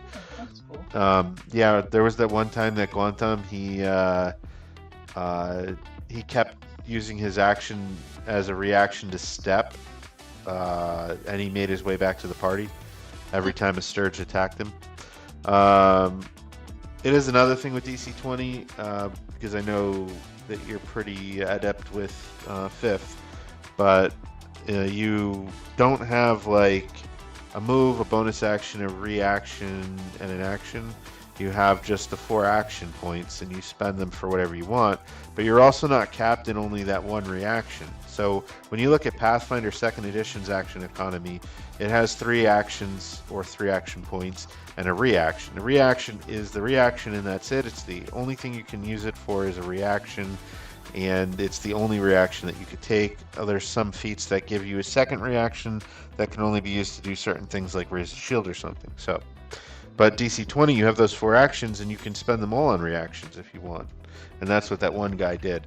Then when you get back to your turn, you have no actions. If you have any, like at the start of your turn or minor action to like switch out your gear, you could, but otherwise you end your turn. And another neat thing with DC 20 is you regain all your actions at the end of your turn.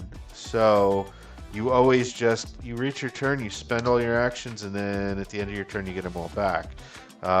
Which and is... you can use actions on your turn to hold an action for off your turn. Yeah, so like in D&D you can ready an action, but it's one action and it can't have, as far as I'm aware, it can't have like movement or anything else incorporated in it unless... You ready an attack, you ready a spell. If you want to move, you ready dash is what you do.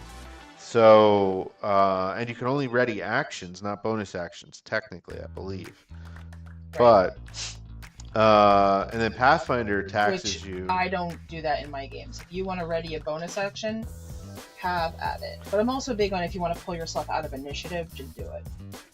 Pathfinder also taxes you in that you have to spend 2 actions to ready a single action, and you can only ready a single action. So it could be to move or attack or whatever, but DC 20, you have your 4 actions. If you have nothing that you can think to do, you can just ready to move, with the trigger being an enemy moves within your, a double move of your character, and then you attack them with advantage. And then if an enemy moves within, like, let's say your movement is 5 spaces, if an enemy moves within 10 spaces, you're going to move twice, and then you're going to attack with advantage. So the enemy moves within that, you move, attack with advantage. So it's cool that you can just like flexibly ready whatever you want, however you want. I have a comment. Okay. But just give me a second, because... Okay. I'm getting into character creation now. Still think the design of 5th edition's action economy is limiting, especially the wording on the old rogue might still be on 2024, where it says you gain a BA bonus action to do XYZ, should be a second bonus action. Oh, that's fair. Yeah.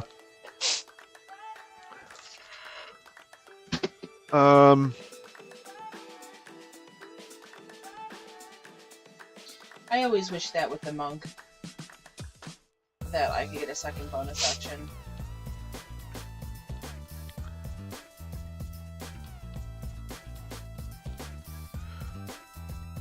So, yeah, if there was, and the other thing is, and this is like the 4th edition player in me, I think. DC 20 and Pathfinder 2e returning to modified 3.5 action economy was honestly a great idea. Yeah. 4th edition is actually kind of the grandfather of that, probably, and it doesn't get enough credit for it because you had 3 actions on your turn. One was called minor action, one was called move, and one was called major action. Oh, yeah. And you could always downgrade an action. So in order, it was major action, move, and minor action. So you could give up your major action for either a move or a minor action. So if you wanted to, you could give up your major action for a move and move twice and then do your minor action. You could also just give up your move for another minor action. So you could do major action, minor action, minor action. Or you could just do minor action, minor action, minor action. So they weren't equal in the sense like Pathfinders, and they weren't equal in the way of DC 20, but you could interchange them. and you weren't left in a situation where you have this thing called movement, but you don't have movement to make this round, where you just lose it. Um, Tornado! Can you save it? Can I say? Is the question, isn't it? That is a good question. Looks like you're getting it under control. Getting it under control. Awesome job, Allie. So, We'll see. um, you know, the question comes in 5th edition, is it broken for somebody to be able to give up, in that spirit of 4th edition, their action for a bonus action? Would it be bad for somebody to be able to move and take 2 bonus actions on their turn and not take an action? Honestly, I don't see a problem with it in general. I don't see a problem with it in general. No, But I let people take. I let people do 2 bonus actions. I let people swap out bonus actions for actions. but No, I let people swap out actions for bonus actions. I usually do too. And then comes the other question, like, I feel like bonus actions are way stronger than minor actions used to be, to where you couldn't conceivably just say, if you're not going to move, you could take 2 bonus actions. I feel like that would be too much. I agree. I think bonus actions, like, it's almost like movement is the worst of the actions. Yeah. But you can't use a bonus action to dash unless you're. So it's not like you can stagger it so that it's movement, bonus action, action either, because not everybody can move for a bonus action. So you. Considering how limited the BAs are in general, no, I think that's fine. Yeah, and I think like one person was like, "Well, I can't." This was specifically Gary. I can't um, uh, fly my shield and light my sword because he had a. Oh, yeah, I had an animated shield and a flame tongue sword, and I was a barbarian paladin, and I couldn't rage. So, like, there was so much setup, and it was like 3 rounds worth of bonus actions to float my shield, flame my flame tongue, and rage. And, you know, um,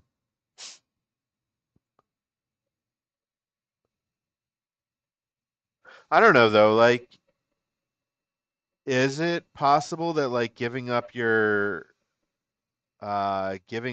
movement for a second bonus action is fine, and you just do like the 4th edition action economy, where you can give up your action for a move or a bonus action.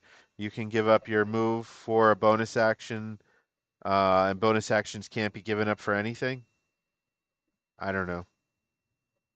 I like keeping moves completely separate from everything else because I feel like you can do things with your hands while you're moving. Yeah, but in the turns that you don't move, it's kind of a wasted action, Yeah, kind of. but you're not really not necessarily not moving. You're dancing around in a 5 foot square. Yeah. Yeah. I guess the question is like, could you give up your movement for something that would make sense? And I don't know the answer to that question. And now I don't want to take this back to Pathfinder ways because I don't necessarily like how Pathfinder does jumping. But yeah, you can give up your movement for a jump. Well, the thing that I don't like with Pathfinder's movement, and DC 20 does it right, 5th edition does it right, is Do you that have the smoke or the steam? Maybe. No? Is it not cold enough down here? no, I don't think so. You can give up, or you can move, do something, and then finish your movement. And in DC 20, if you take the move action, you get a. The way I conceptualize it, and I always explain it this way, but it's not necessarily the way it's written in the rules, but you get a pool of movement equal to whatever your speed is. And then any time throughout your turn, you can spend that movement to move. So, like in Pathfinder, if you're hidden behind like you have cover behind a building and you want to move out and attack, you even if you have movement left, you can't duck back behind the building unless you're going to spend an action to do that. Now, in the case of like my character is a gunslinger, just throwing out a recent example, I already had my gun loaded, so I was able to move out, take the shot, and then my options were move back behind the building or reload my gun. If I just move back behind the building, then on the next turn, I can't reload it, move out, attack, and move back because it's going to be an action to reload, an action to move out, and an action to shoot. At some point, I'm going to be stuck out there in the middle. So, like, I can't move, attack, reload, and move again back behind cover. And even if I had the movement, like let's say I was only 10 feet behind the wall, I can't move the 10 feet out, make the attack, and then finish my movement back behind the wall. Um, if I want to reload. If I didn't have a weapon that reloaded, I could do that. I could move, attack, and then move back. And it would be all three actions: move, attack, move. But um, I don't know. To me, it feels bad in Pathfinder when you lose your movement because you stop to do something. I don't know. So Mike says if they added a small dash, say 10 feet, a small dodge for like 1 AC, etc. Back to bonus actions. And then he says when he runs Pathfinder Second Edition, he allows split movement. Yeah. And And I've done research on the split movement in Pathfinder and why they say that you shouldn't change it, and the main reason is um, things. I think it's that things don't have a lot of opportunity attacks as it is, and movement is valuable because it like even if you just move away from something as an action, like let's say you are in melee with it and you take an action to attack it, and then you spend an action to move away from it.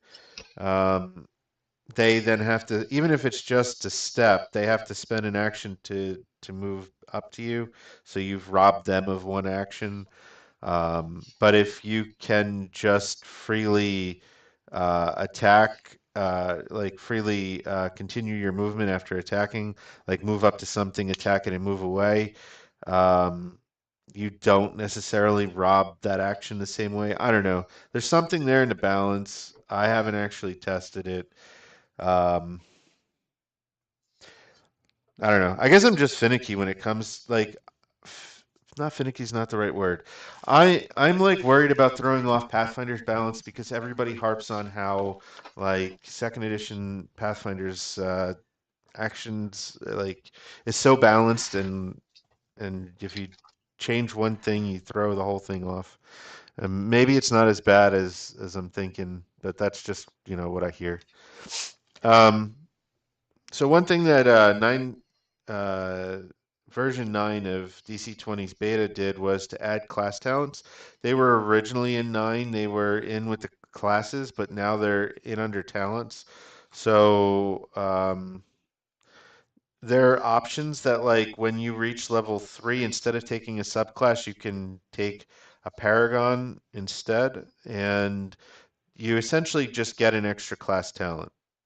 They have level limit level requirements of 3, so you can't take them until you are level 3 via the Paragon, or like at level 4, when you can spend your talent to pick up a lower level feature, you can spend them to pick up these class talents as well. As long as it's, I think as long as it's within your class.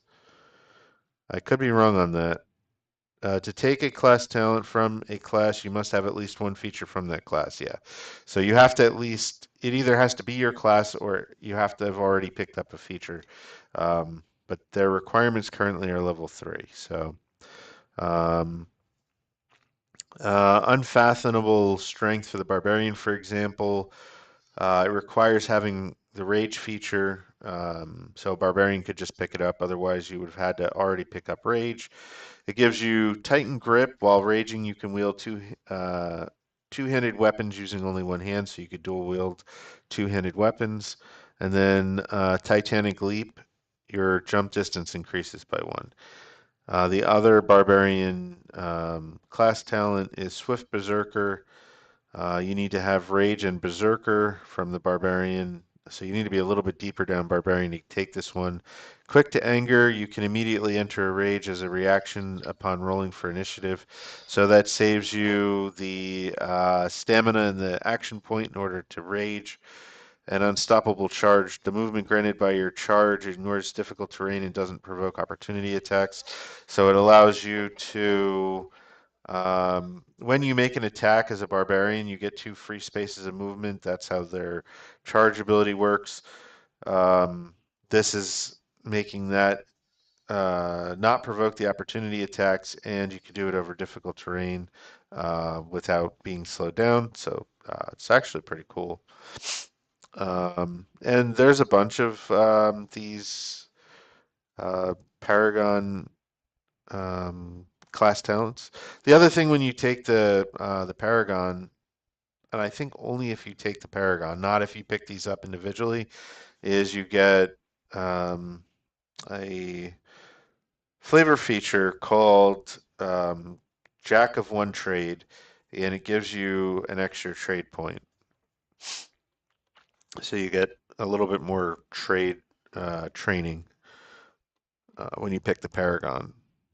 But this is like one of those, it's 3:35 here, so we have like half an hour maybe, and I'm not going to get through everything. So I don't know if I should just jump to the classes, if I should hold off on the classes and these talents until next time. Do you want to do this again tomorrow afternoon? Because I'm gonna have to. I didn't get through all of my my clay, and The question is timing, I guess, because we have that delivery to make, and then the car's going in the shop. So depends on how all that works out. I could just keep going through the talents and I just won't get to the classes, but I could go through all the paragons yeah, because that, and we don't have to end till like 4:30. okay. Um, so the Bard's class talents are expanded repertoire. It requires the remarkable repertoire Bard feature, and you can only gain this talent once.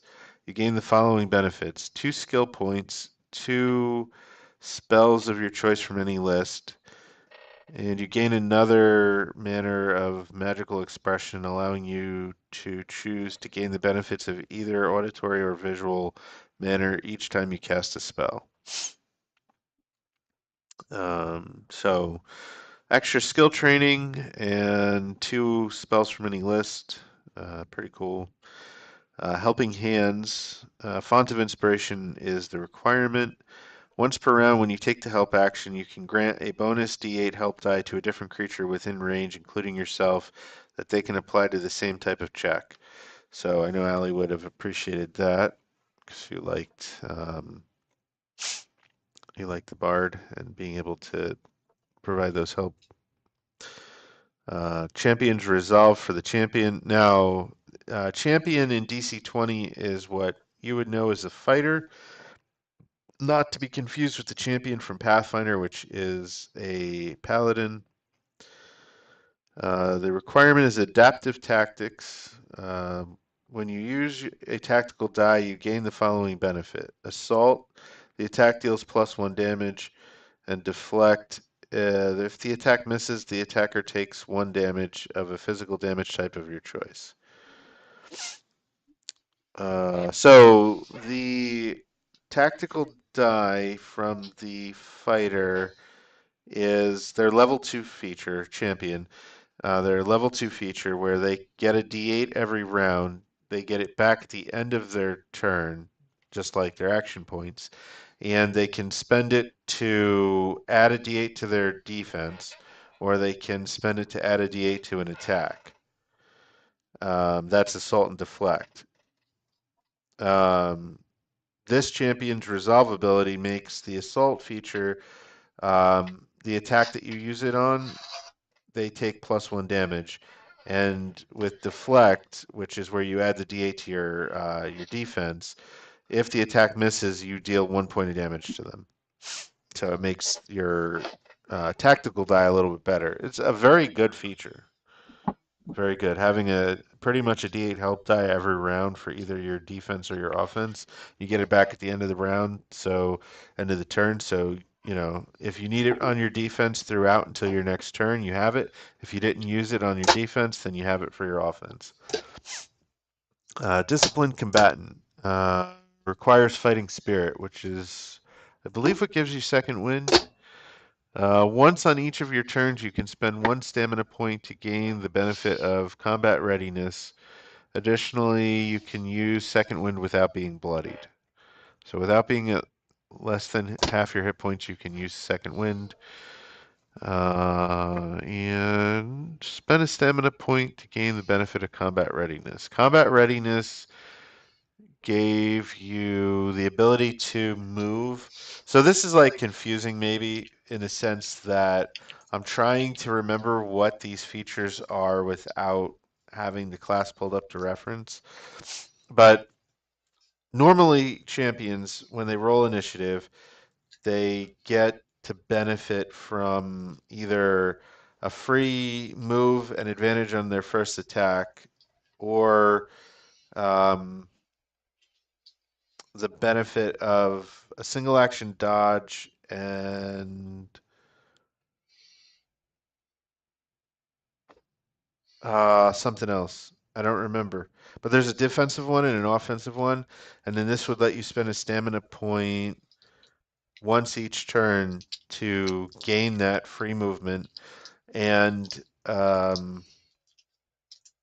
advantage on an attack. So you could kind of, for a stamina point instead of an action point, move and give yourself advantage, which would be 2 action points worth of action economy. Normally, you could do it for 1 stamina, or get a free single action dodge for stamina, which you couldn't normally do.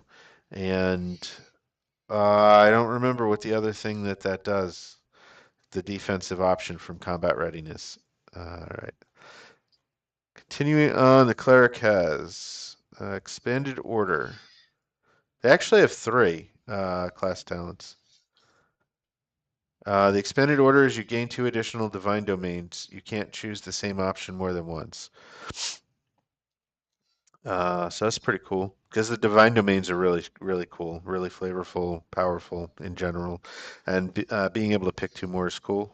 Bountiful blessings requirement, divine blessing feature. When combat starts, you immediately gain a blessing of your choice for free. Additionally, you can have 2 blessings at the same time, but you can't apply them both to the same creature at once. So the blessings are cool, and this definitely makes it easier to use them because you can already have one up when combat starts, rather than having to spend an action and a mana on your turn. Then the other thing is, I guess combat starts, you don't spend the action, you just have the blessing up. Probably cost you that mana. But if you don't use the blessing before the minute's up, you get the mana back. So I assume that's how that works. Then Divine Cleanse. Requires Channel Divinity, level 3. You gain the following benefits. Saving Grace. When a creature you could see within 10 spaces fails a save, you can spend an action point as a reaction to make a spell check against the effect save DC or the opposing creature's check. Success, the creature succeeds on their save instead. So that's pretty cool because, like, say Allie fails a save, I spend an action point as a reaction and I make a spell check, and if I succeed the DC, Allie does not fail. That seems pretty cool. And Cleansing Intervention. When a creature benefits from your Lesser Divine Intervention, they're cured of one of the following afflictions of their choice. Curse a disease, blinded, deafened, or poisoned. The spell check you made must be higher than the DC of the effect, if there is one, to cure the ailment. Commander gets Seize Momentum, requirements Commander's Call, and Commanding Aura. When an ally within your commanding aura scores a heavy hit, you can use your Commander's Call as a reaction. So that's cool. So commanding aura level 2, the commander has an aura, 5-space aura around them.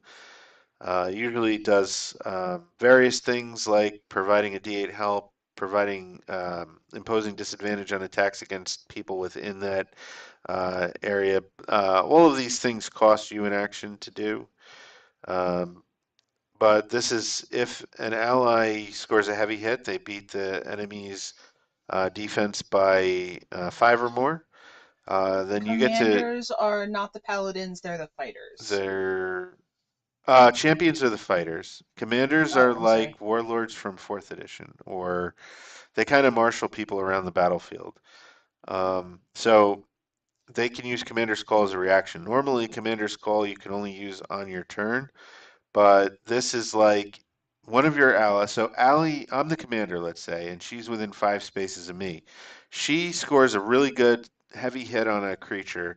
I can, as a reaction, spend an action point, a stamina point to use Commander's Call, and it could be, "Hey, Allie, you should hit that thing again for free with advantage." Or it could be to move. It could let her move. But it's cool that it feels like you're seizing the momentum of that heavy hit of your ally. Coordinated command. Once per round, when you use Commander's Call, you could spend one additional stamina point to target a second creature within range, including yourself. They also gain the benefit of the chosen command. You choose who acts first between the targeted creatures. But that's cool because normally you can only use one. You can Commander's Call multiple times in a turn, but you can only pick each option once. But this could be like having 2 people attack with advantage at the cost of 1 action point and 2 stamina points. So that seems pretty solid. Um, Druid gets Wild Form expansion. Um, at the start of each of your turns, you can transform into your true form or wild form without Oh, spending an action explain point. Druid, because Druid is very different. Druid in general or wild Yeah, shape? well, wild shape. So you spend 1 or more mana to assume a wild form, and you get a certain amount of traits depending on how much mana you spend. But you have a mana spend limit, so um, like this is going to be one of the. I mean, I could go way down the rabbit hole on this, but you have mana instead of spell slots, but you have way more mana than spell slots than you would have spell slots. So, like at level 1, you probably have at least 6 mana unless you're a Spellblade, and that's the equivalent of having like 6 first level spell slots at level 1. But you have a mana spend limit, which is you can't spend more mana than your combat mastery. So that scales equal to half your level. So and you always round up in DC 20. So at level 3, your combat mastery becomes 2, and then you can spend 2 mana on a spell. What does that sound like? It sounds like in D&D when you can cast second level spells. So a lot of people get choked up on this issue of like mana spend limit and why can't I just spend 2 or 3 mana on a thing? But essentially, if you're spending 2 mana on an ability, it's like casting a second level spell. So it makes perfect sense to me that you can't spend 2 mana on a thing until you reach level 3. And then at level 5, your combat mastery is 3 because it's half your level, which is 2.5 rounds to 3. And then you can cast things with 3 mana or use 3 mana on an ability, just like in D&D where you can cast third level spells. So Okay, you got way off track of Druid there. I did. So the thing is, even though you have like 6 mana and you could spend as much mana as you want on Wild Shape, you are limited to the mana spend limit. So, at levels 1 and 2, you could spend 1 mana. I think you get like 2 points worth of traits to purchase features, and you kind of craft whatever kind of animal you want within the confines of what you're Okay, given. so I craft a half bear, half snake looking thing. Yeah, I mean, if you want it to be large, I think that costs 2 traits. So you might have to spend at level Okay. one both of your traits just to be large, and then So I don't want to be large. I want to be small. yeah, small's fine. You So I do want to be a snake with a bear face. okay, and then if you want to have like a bite or claws or like as an attack, it costs you like a trait probably to do that. I'd have to actually pull up the druid to really go over, but essentially you get like so many points that you spend, and then the more mana you spend, the more points you get. So, when you reach higher levels, you could pour more mana into Wild Shape to build more intricate forms. Right. But you're not transforming into a bear. I mean, you could, You could. but you're not. You're transforming into your version of what you think a bear is. Yeah, yeah. And that's important because you share hit points. No, I don't believe so. I think each form in DC 20 has its own hit point pool. I think. But In you can go D&D, back and forth. yes, you can go back and forth. In D&D now, you don't actually take on the creature's hit points. You gain some temporary hit points equal to, I don't remember exactly, but you don't just gain like the creature's hit point pool. Like So Wild Shape is the synthesist summoner from Pathfinder first. maybe. I'm not familiar with that one. Um, so normally, and you can have up to 2 wild shapes going at a time, and then your true form, and you can spend an action to flip between them. This wild form expansion lets you, at the start of each of your turns, flip between them for free. You can transform once for free, and then when you use wild form, you get 2 additional trait points to spend. So, like I was saying, you only get so many points. This is giving you bonus 2 points to help you build bigger, better things. Pretty much, this is your Moon Druid, um, kind of in DC 20. And there could be later class talents that would build on this even further. Nature's Vortex. You need to have the Nature's Torrent feature from the Druid. Quick, so Wild Shape, quick version. You merge with your summon, and your summon has a base form and then additional limbs or features based on levels. Oh, neat. Okay, I'm playing a summoner right now. nice. I'm playing a fruit leshy that my summon is a vine leshy that is my little red wagon that I ride around in. And because we play Pathfinder Society, so I have my backpack all the time and a heavy crossbow, which I fully understand I shouldn't use, but I do because I love it and it makes me happy. Um, because it amuses me that this tiny little strawberry is using a heavy crossbow. Um, but yeah, I just ride around on my vine leshy like it's my little red wagon. I love Fruitlet. Fruitlet makes me happy. So this Nature's Vortex, it makes your Nature's Torrent ability better. Um, You can kind of sculpt spell to keep people from taking damage. You make them immune to the Nature's Torrent ability when you use it. When you use it, you can choose to increase the radius by 1 space and impose disadvantage on ranged attacks made against creatures in the area. So you kind of like can make it a larger area and protect your allies within from ranged attacks. And then you could spend 2 action points in your turn to use Nature's Torrent without requiring a creature to take elemental damage. When you do, the torrent is instead an aura centered on you, and you choose the elemental damage type. So I think Nature's Torrent is a kind of way for your area to make like to cause damage.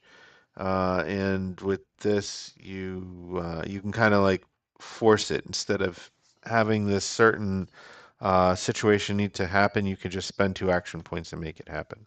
But I would have to reference. I'm not really clear on what Nature's Torrent does.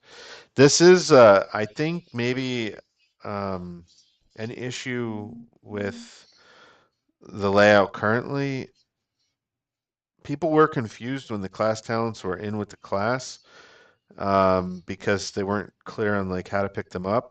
But now I think there's features here that unless you were familiar with the class, it's hard to talk about them. But if I'm just going in order through the PDF, this seems to be the best way to go about it. Hunter, which you would know as Ranger, they renamed the Ranger to Hunter, has expanded terrains. The requirement is having the favorite terrain feature. You gain 2 additional favorite terrains. You can't choose the same option more than once. Favorite terrains do a lot for you in DC 20, unlike in D&D where they um, were mostly fluff. And here there's mechanical benefits for each terrain, such as grasslands increasing your speed, underground giving you dark vision, certain areas giving you knowledge skills, knowledge training. Pack leader needs Hunter's Mark. Creatures of your choice can add a d4 to the first attack they make on each of their turns against your marked target. Okay, that's cool. That's cool. So you mark somebody, 1 action point, 1 stamina point, and then the first attack that your allies make against that target, they get to add a d4 help die to their attack, making it easier for them to hit. Like it. Big Game Hunter requires Hunter's Mark. You gain additional benefits against marked targets that are larger. Your martial attacks deal +1 damage against them, so pretty much like weapon attacks. You have advantage on saves they force you to make. You have advantage on checks you make as part of the analyze creature action. Ooh, I love analyze creature. I mean, it's like recall knowledge in Pathfinder, second edition. I actually I Do the think it, favorite terrains effect only work in the terrains or are they permanent? the mechanical benefit is permanent. But in addition to their mechanical benefits, I think you also have advantage on certain checks when you're in those terrains. But they do provide some mechanical benefit regardless of where you are. Um, it's like some of this, I just wish I could jump ahead and like just go to.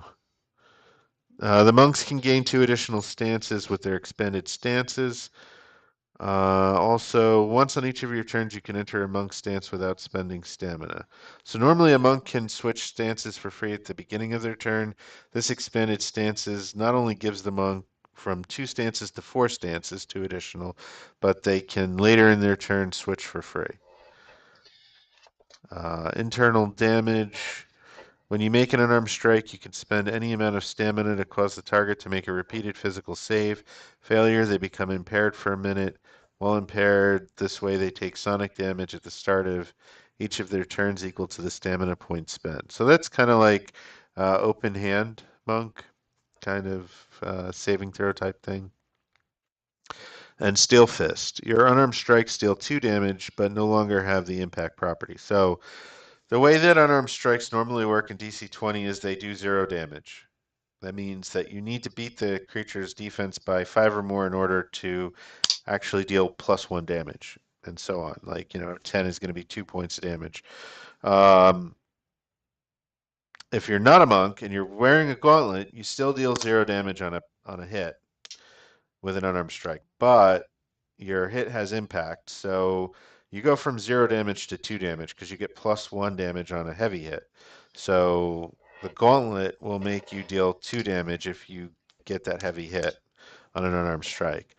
The monk gets 1 base damage on their unarmed strike, and their fists gain impact. So that if they get that heavy hit, they go from 1 damage to 3 damage. This is taking away impact, but making the fist automatically deal 2 damage.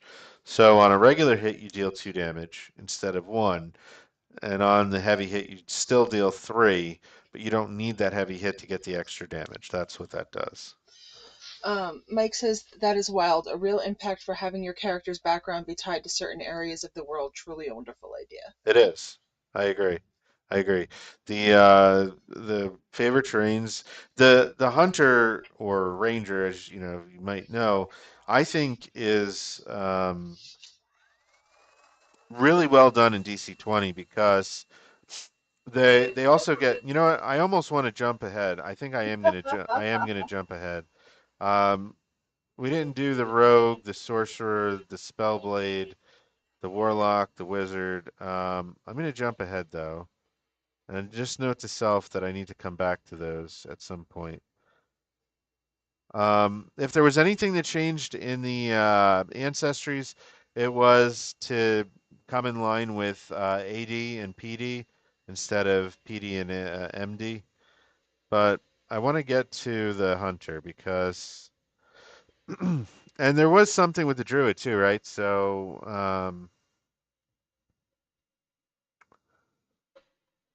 one thing I would say that I really appreciate with DC 20 is that it usually allows the class to do the thing that it wants to do all day long. It's not restricted to like so many uses of Hunter's Mark or so many rages per day or so many uses of Bardic Inspiration. Um, and I really appreciate that. But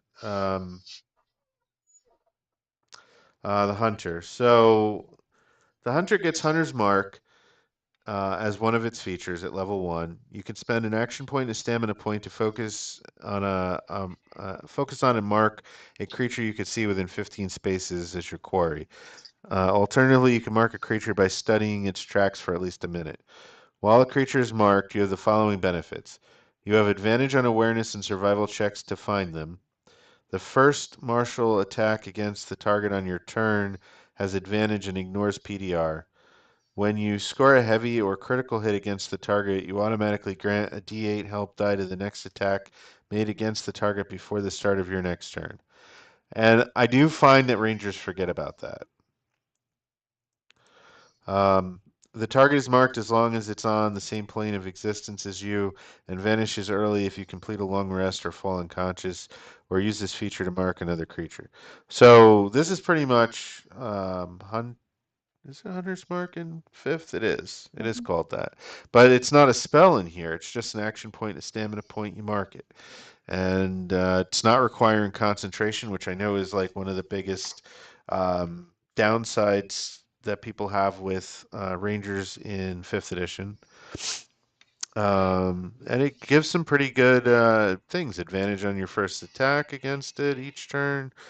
Adding that D8 if somebody hits it. It's also how a hunter or a ranger gets their stamina back. So, I mean, I could go down a whole big hole on stamina, but essentially, when they hit a target with their uh, hit the target of their hunter's mark with a martial attack, a weapon attack, they regain half their stamina once per turn.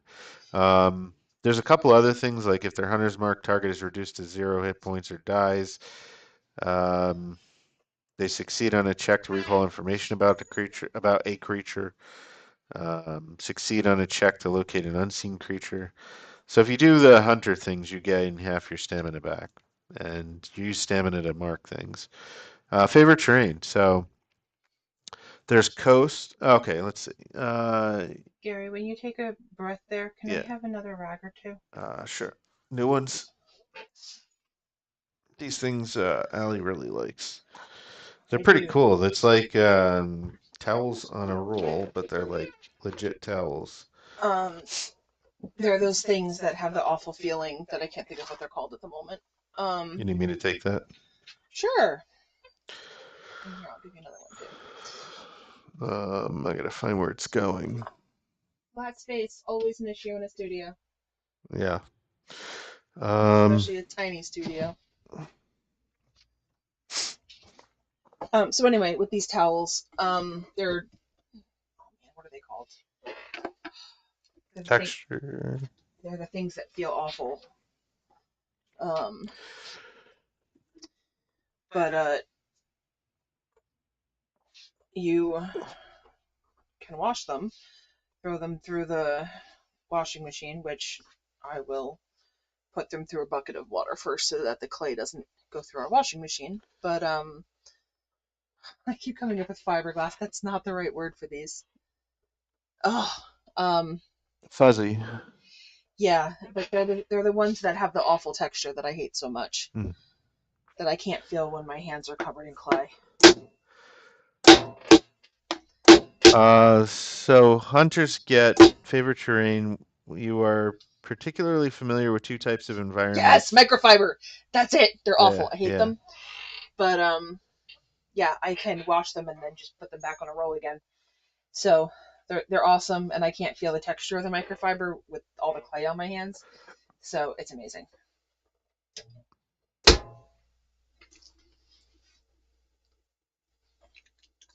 Sorry, continue. No, they're super cool. So you get to choose two terrains as your favorite terrain type, and then additionally, while you're in one of your favorite terrains, you have advantage on stealth and survival checks, and can't be surprised. So that's just like the fluffy end, pretty much, where like you have to actually be in the terrain that you would get from like fifth edition maybe. But here's like the mechanical benefits. Coast, you gain a swim speed equal to your ground speed. Your weapon attacks no longer have disadvantage as a result of being underwater. You can hold your breath twice as long as normal, and you have advantage on awareness checks while underwater. Desert, you gain fire resistance half and resistance to exhaustion from hot temperatures. Where the D&D 5e benefits stop. Yeah. Forest, you gain 2 skill points to use on up to 2 of the following skills: animal, awareness, medicine, survival, and stealth. Grassland, your speed and jump distance increase by 1. Jungle, you ignore difficult terrain, gain poison resistance, and have advantage on saves against contracting diseases. Mountain, you have a climb speed equal to your ground speed, resistance to exhaustion from high altitudes, and resistance half to damage from falling. Swamp, you gain poison resistance half and poison resistance, and have advantage on saves against contracting disease. And probably if you had swamp and you had jungle, they both give you advantage on saves against contracting disease. I would assume because advantage stacks in DC 20, you would have double advantage against disease. Oh, you can choose two favorite turns? Yeah, all rangers choose 2. Oh, And then there's that one class talent though that lets you pick 2 more. So you could have up to 4. huh, okay. Yeah. Um, So let's see. You did swamp. Tundra, you gain cold resistance half and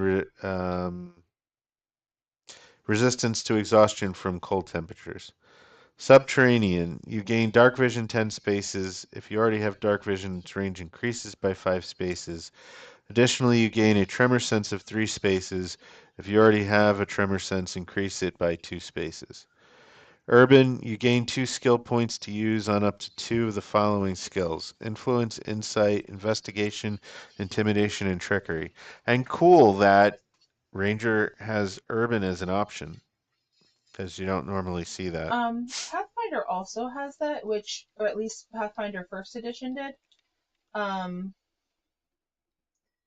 because so the only reason I know that is because when I listen to the books, Yeah. they have an urban druid in there. Um, Actually, well, I don't know. Yeah, well, she shape changed, so I'm assuming she was a druid.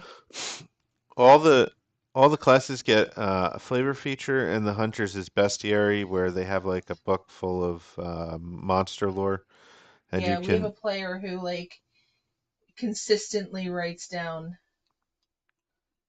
all of the stuff that they've learned. Yeah. But their level 2 class feature, Hunter Strike, is so cool. Right? It's like if you're familiar with Pathfinder Second Edition, to me this is like Thaumaturge, but or Thaumaturge. Woo! Bye bye. You have an assortment of unique oils, tools, and weapons accessories that you can use to modify a weapon or a piece of ammunition when making an attack. You can spend one stamina point as part of a weapon attack to add one of the effects listed below. You can only use one of these effects per attack. If the effect forces the target to make a save, it does so against your save DC. There's piercing. You deal +2 piercing damage and a physical save against bleeding. Snare, +2 bludgeoning damage and a physical save against immobilized until the start of your next turn. Acid, +2 corrosion damage and agility save against slowed until the end of your next turn. Toxin, +2 poison damage and a might save against impaired until the end of your next turn. Flashbang, +2 sonic damage and a mental save against dazed until the end of your next turn. Fire oil, +2 fire damage and a physical save against burning. And a DC tip, it's assumed that the hunter always has these supplies available to them and they've prepared them ahead of time, or quickly make them on the fly during combat, however the PC or GM wants to describe it.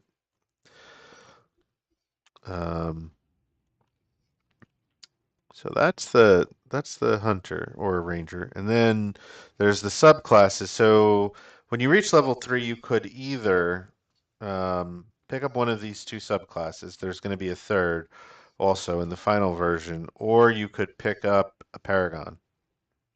And if you go paragon, you get a class talent at level 3 to pick up one of those other things like getting extra terrains, or that kind of thing. So there's the Monster Slayer. This is pretty cool because, Wait, the Hunter Ranger has basic alchemy. That's wild. yeah, or like the Thaumaturge who like always has like the thing that they need to hurt the enemy, like being able to add fire damage to an attack or sonic damage, poison damage, corrosion damage. Yeah, it's pretty cool. Monster Slayer. And so you were talking about alchemy, yeah. You learn 3 concoction recipes of your choice from the list below. During a long rest, you could prepare ingredients for a number of vials equal to your prime modifier, so your highest attribute. Um, so it would be +3 at this point, but it would scale up as you level. The ingredients within the vials are unstable and become inert when you take a long rest, at which point you could prepare new ones. And then concoctions. You can use the object action to convert one vial into a concoction of your choice and immediately drink it or administer it to a creature within one space, gaining the concoction's benefits for 10 minutes. You can only benefit from the effects of one concoction at a time, and if you consume a new one, the effects of the previous ends. So you learn 3 of these and you get when you complete your long rest, you get 3 vials at level 3 that you can then use to make whatever of the 3 that you choose, however you need them. One action on a turn to make it and administer it, um, or drink it. So we've got elemental infusion. They all do 2 things. They make your hunter's mark work different, and they give you another benefit. So choose an elemental damage type when you make this concoction. For Hunter's Mark, attacks you make against your mark target deal +1 damage of the elemental damage type. And elemental tolerance, you gain resistance 1 to the chosen elemental damage. There's Hydra's Blood. For Hunter's Mark, when you heavy hit your mark target, you regain a hit point. And Poisonous Blood, you have poison resistance, and when a creature within one space of you deals damage to you with an attack, they take a poison damage. There's Basilisk Guy. Hunter's Mark, you sense the vibrations made by your mark target, giving you Tremor Sense 20 spaces when locating them. And then Stone Skin, you gain physical resistance 1. I guess physical damage resistance 1. Ooze Gel, Hunter's Mark, when you heavy hit your mark target, You cover it in slime. It's hindered until hindered Hooves is did it. its attacks have disadvantage until it or a creature within one space spends an action to remove the slime.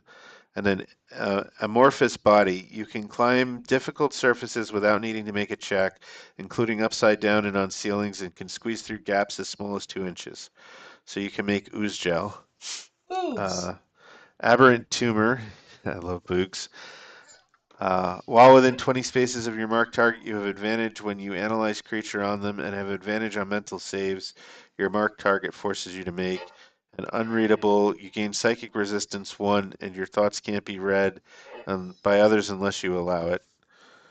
There's Deathweed. Hunter's Mark, when you score a heavy hit against the marked target, it bypasses their physical resistance and prevents them from regaining hit points until the start of your next turn.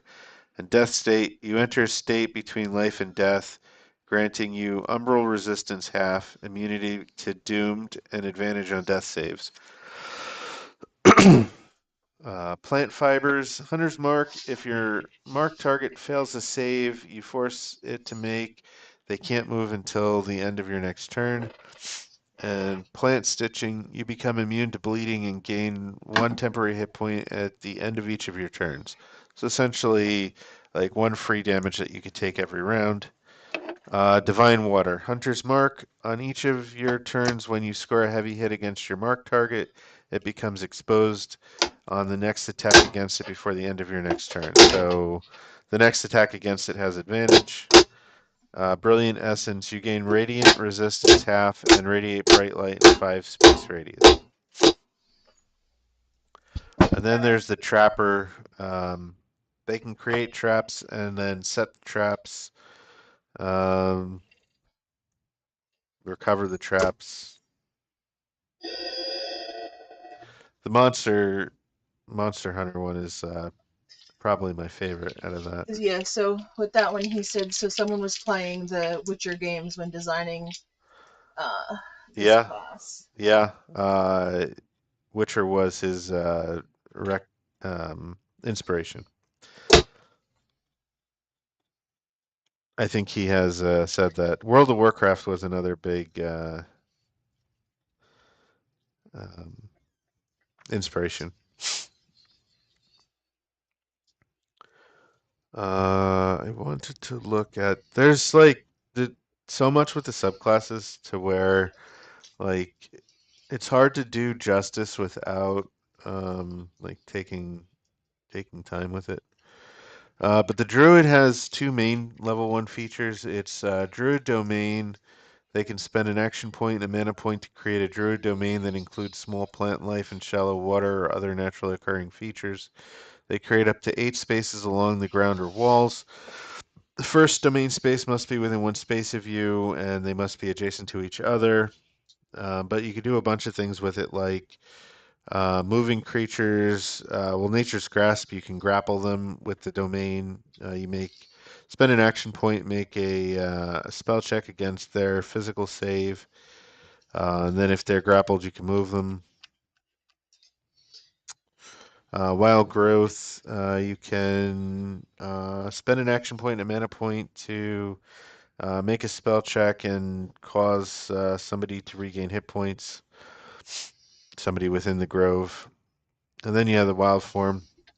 So you can spend 1 action point, 1 mana point to transform into a wild form of your choice. You could spend 1 action point on your turn to shift back and forth between your true form and any wild forms you currently have available. Once per long rest, you can transform without spending MP or using MP enhancements. So once per long rest, that's new, I think. You can do one mana point wild shape without spending the mana on it. Once per long rest. Is that like a moon druid? No, Or it's is that just just the all druid? stock druid. Yeah, Oh, you get that's good. 1 free wild shape per day. But it's like the That's okay. lowest quality. Here's the Truthful. thing. Remember when I transformed into that spider Yeah, in that thing when we were the evil campaign and I was supporting Orcus? yeah.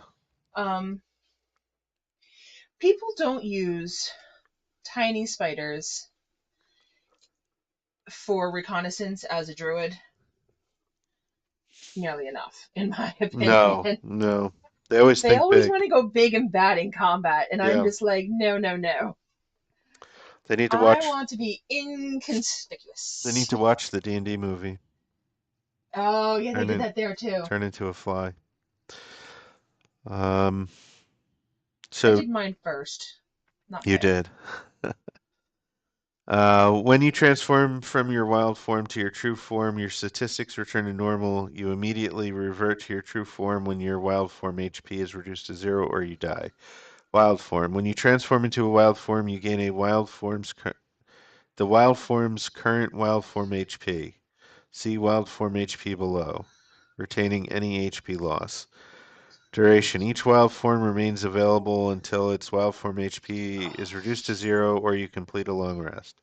Multiple forms. You can have multiple wild forms available at a time which have their own wild form hit points and traits. Equipment. Your equipment falls to the ground or merges into your wild form, your choice.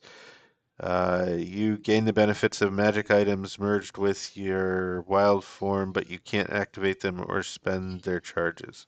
I guess if you had like a Cloak of Protection, for example, it would impact your wild form, Oh, talk about magic items for a second. I like what they did with magic items. which is what that. Like, there's no just like, plus one sword. Oh yeah. So largely DC-20 is very customizable, and there's like a bunch of properties, and then there's a magic power, which each of the properties has a point value attached to it. An item can have, I believe it's up to three properties, and then depending on the cost of those properties, will tell you what the magic rating of the item is. So, like, let's say returning might be 1 point. So if the if it's a dagger and it only has returning on it, it's a 1 point magic item. But if you put returning and you put uh, something else that might cost 2 points, now it's a 3 point magic item. And then if you put another thing that costs 2 more points, now it's a 5 point magic item. So you can kind of see the overall power of the item based on adding up all of its property values. And you can kind of like pick and choose the different things to make some pretty cool stuff. And I have to say, for as cool as it is, it's actually not a complete system because it's in two DC-20 magazines. There's the one, which is the second one, tells you, volume two, gives you a whole bunch of properties and how to create magic items. And then there was one later that just had examples of magic items, but I don't think it told you how to build them. And it didn't give you a list of extra properties. It was just, here's a bunch of items that were already pre-built. So, it's not even a part of the main beta currently. Like, this is DC-20 magazine extra content on how to build magic items, but it's such a really cool system. Yeah. Did I go over it enough or So it's more like Pathfinder First Edition, just simplified. uh kind of or almost like the rune system in second edition where like each property is like a rune and can you almost could just like add and remove properties from magic items. But Coach doesn't like generic +1 weapons and like whatever. I So also hate so I those. don't think that we'll see those. I mean, it's not to say that somebody couldn't implement them, but not only are they boring, but just like the fragile balance of Pathfinder's math, I think DC-20 kind of falls into that too, where like everything is very structured to your combat mastery that you get with your attacks. So it's your attack bonus is equal to your prime modifier, which is your highest attribute, whatever it is. So there's four attributes: might, agility, intelligence, and charisma. Intelligence and charisma are what you would expect, but wisdom is somewhere wrapped in there. I think it's more in intelligence actually now that I've given it more thought. But and then agility is dexterity, and then pretty much, and then might is strength and constitution combined into one. But what that means is, and your weapon attacks, your spell casting, it's all based on prime, which is your highest attribute. But that means that you could have a wizard with a -2 intelligence and a +3 might, and they can still cast spells as good as any wizard. They still get, +3 from their prime, and they get their combat mastery. It's cool because it disassociates the attributes from being a good adventurer and allows them to do other things like give you more hit points, add to your defenses, give you grit points, give you more skill points. Like those are where what the attributes do, and then they also govern certain skills. So being bad in intelligence isn't a good thing necessarily because you're gonna if you have a -2, you're gonna start with 3 skill points instead of 5. And of course, if you had a +3 intelligence, you would have 8 right off the bat. But you could also be an intelligent You barbarian could, yes, and yeah, yep, a strong wizard. yeah. But it allows you to be a competent. It is kind of vanilla in that sense, though, that like everybody has the same attack bonus, unless you introduce magic items that have pluses, and then people can have different pluses. And I think the game expects that you have certain bonuses at certain times. And Pathfinder does the same thing with second edition, where it expects that at certain levels you have the requisite magic items and the requisite prime stats to have these bonuses. So I think if you added +1 weapons, you would throw off DC 20's math. That's my point. But like at level 1, your spell casting, your spell checks, your weapon attacks, they're all +4, and your save DC is 14. When you reach level 3 and your combat mastery increases by 1, so now your combat mastery is 2. So at level 1 and 2, it's your combat mastery is 1, your prime is 3, so it's 4. When combat mastery increases to 2, now it's 5 at level 3. It's 5 at level 4, but then at level 5 it jumps immensely because you your combat mastery increases to 3, but also at level 5 you can increase your prime modifier, your highest stat, to 4. So you go at level 4 from +5 to hit and to cast spells and a DC of 15 to +7 to hit and a DC of 17. So it's a huge jump to level 5, which you do see in other games too. Huge jump in Pathfinder because you get all of those ability boosts in second edition when you reach level 5. D&D, its big jump is still 5. You get the ability score increase at 4, but at level 5 is when the marshals get extra attack. It's when the spellcasters get third level spells. It's a big jump. um, Mike says, so the system allows for classes to play off meta and still be as functional. Yes. Yep. Yep. Um, it is a really cool system, and if you haven't had the opportunity to play it, I mean, honestly, No, he said he doesn't. He's never. I would love to maybe even just run a demo sometime for people who are interested, if there's like enough people interested. But we do run Well, two why don't per. you get the hunted up online again? That's true. Would you guys be interested in that? The Hunted is the official Dungeon Coach created one shot where you go to hunt a creature, and it kind of showcases all of the features of the Run out system, of water. skill challenges. I'm throwing with slip now, and I do not appreciate throwing with slip. No, I'm sure. I can imagine. Skill challenges, and there's a couple combats, and it's just a fun little one shot. But if you'd be interested, yeah, let me know. I'll look for a time to put it up. I was actually thinking about changing over my Dude, Where's My Pants? The Yeah. 2024 edition. Oh, cool. Yeah, I love Dude, Where's My Pants? And honestly, I wonder if we could run it in DC 20 if it would work. It probably would, It but would. I don't know the classes well enough. You would have to build the classes out, I'd have to work with you. and yeah, Yeah, I'd love to work with you always and forever. though.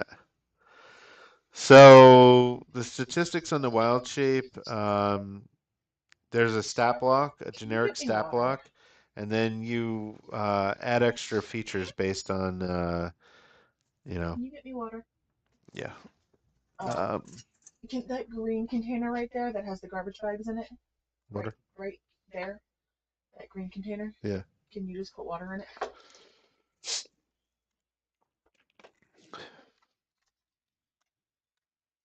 How much? Some? Some.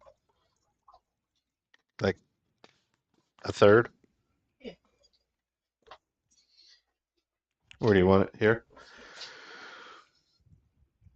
Um, so it has a generic stat block, and then you add features to it. Um, you maintain your personality, intellect, and ability to speak while you're in wild shape. Wild form And HP, ability to speak. That's important. yeah. Um, it is. It is. That's very different, actually. You gain a secondary pool of wild form health points, which is three with a maximum of three. Damage and healing effects target your wild form HP before your true form, and any excess carries over to your own.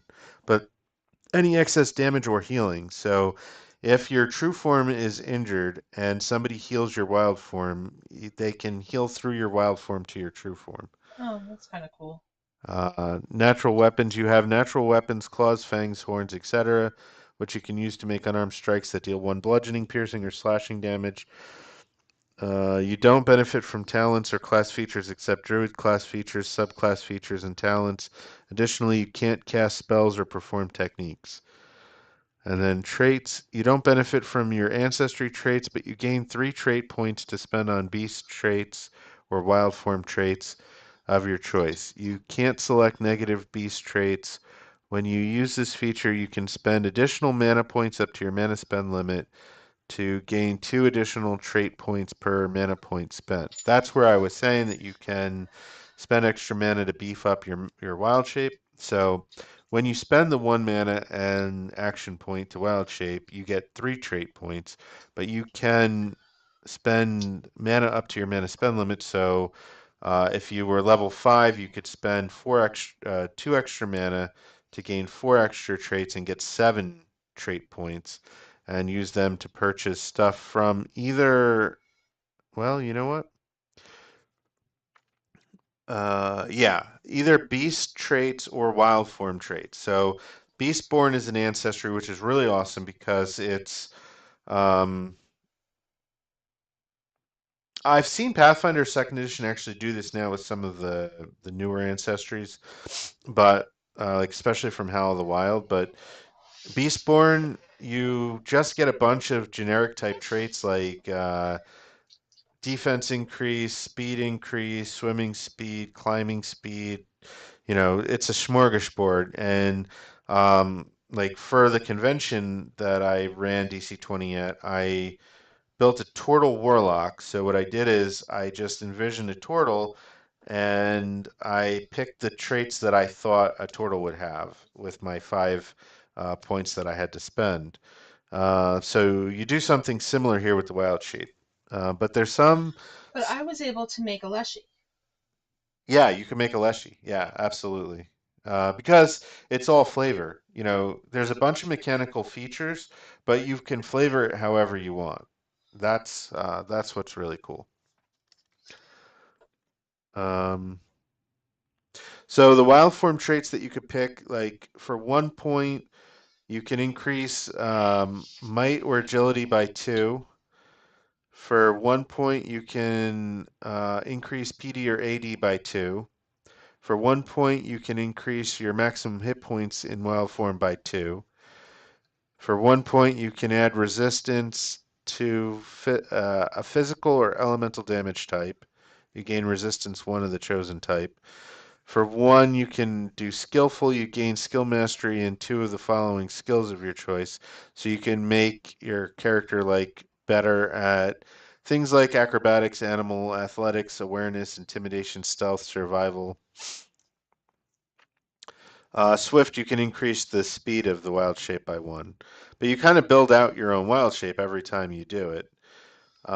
Another thing that's noteworthy, though, in the character creation is that you can no longer take an unlimited number of negative traits. I think you can only take 2. Because Okay. originally, and still as like the core way to play the game, you can only pick 2 ancestries, but there is a variant where you can pick as many as you want, and then you're just kind of picking and choosing from all the different ancestries, whatever features you want. But I have a friend who's very good at breaking games, and he asked if he could if we could do more than 2 ancestries. And I didn't understand what he was going for at the time, and I said no because like the core way to play the game is like this is how to do it. Here it turns out because like I questioned like why what are you getting at? Like, what are you trying to do? And he's like, well, if I take all of these negative traits from all of these different ancestries, and then I have this massive amount of ancestry points that I can use to buy all of these amazing things. It's like, but the thing is, like in that old like break the game mindset, like everybody would do that. Why wouldn't you do that? And every character would be that. So I think it was smart that they changed it, and now you can only take 2, I believe, 2 negative traits. Um, so Nature's Torrent is the level 2 class feature from the Druid. When a creature within 10 spaces of you takes elemental damage, you can spend 1 action point as a reaction to summon a Torrent of Nature. The torrent fills 1 space radius sphere centered on the target and lasts for 1 minute. While creatures are within the area, they have vulnerability 1 against the triggering damage and have disadvantage on checks and saves to resist being moved or knocked prone. So the one class talent was to make this better. It would be a 2 space radius centered on you. So you kind of like call this Nature's Torrent, and I think you didn't need the damage to happen. You could just summon it. I think it was 2 action points, and you just summon it. And then it provides disadvantage on ranged attacks coming into the torrent. So like, and you can also make your allies immune to the damage of the Nature's Torrent. So lots of really cool things going on with that class talent if you wanted it. And the 2 subclasses are Phoenix and Rampant Growth. Rampant Growth is the one that made me think of Allie and Ivy. You gain the following benefits. Plant form. When you use wild form, you can choose for your creature type to become a plant instead of beast. Additionally, your wild forms become immune to bleeding, and you can choose poison as the damage type of your wild form's natural weapons.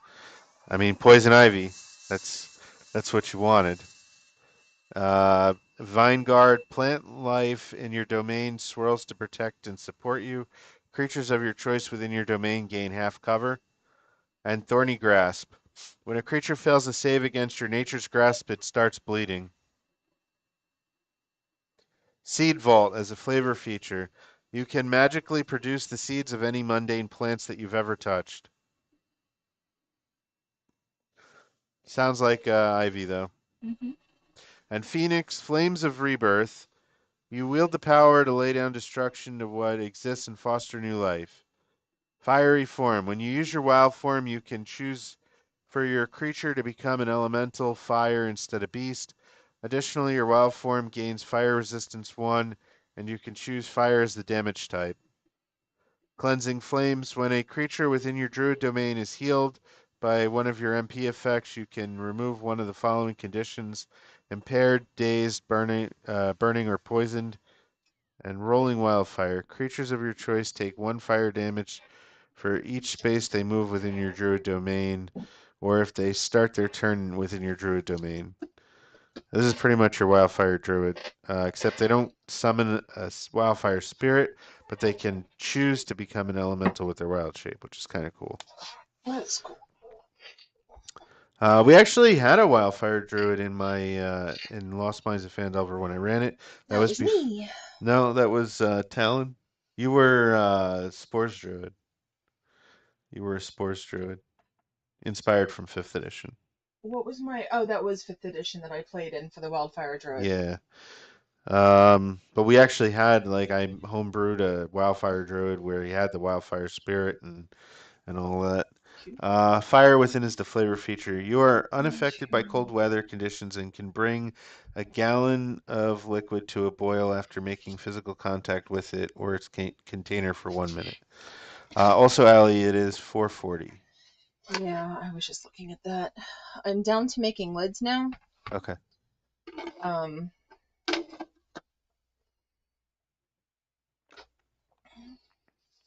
I have 4 more trees to box, and we have dinners to make. Um, and the game tonight. and a game tonight.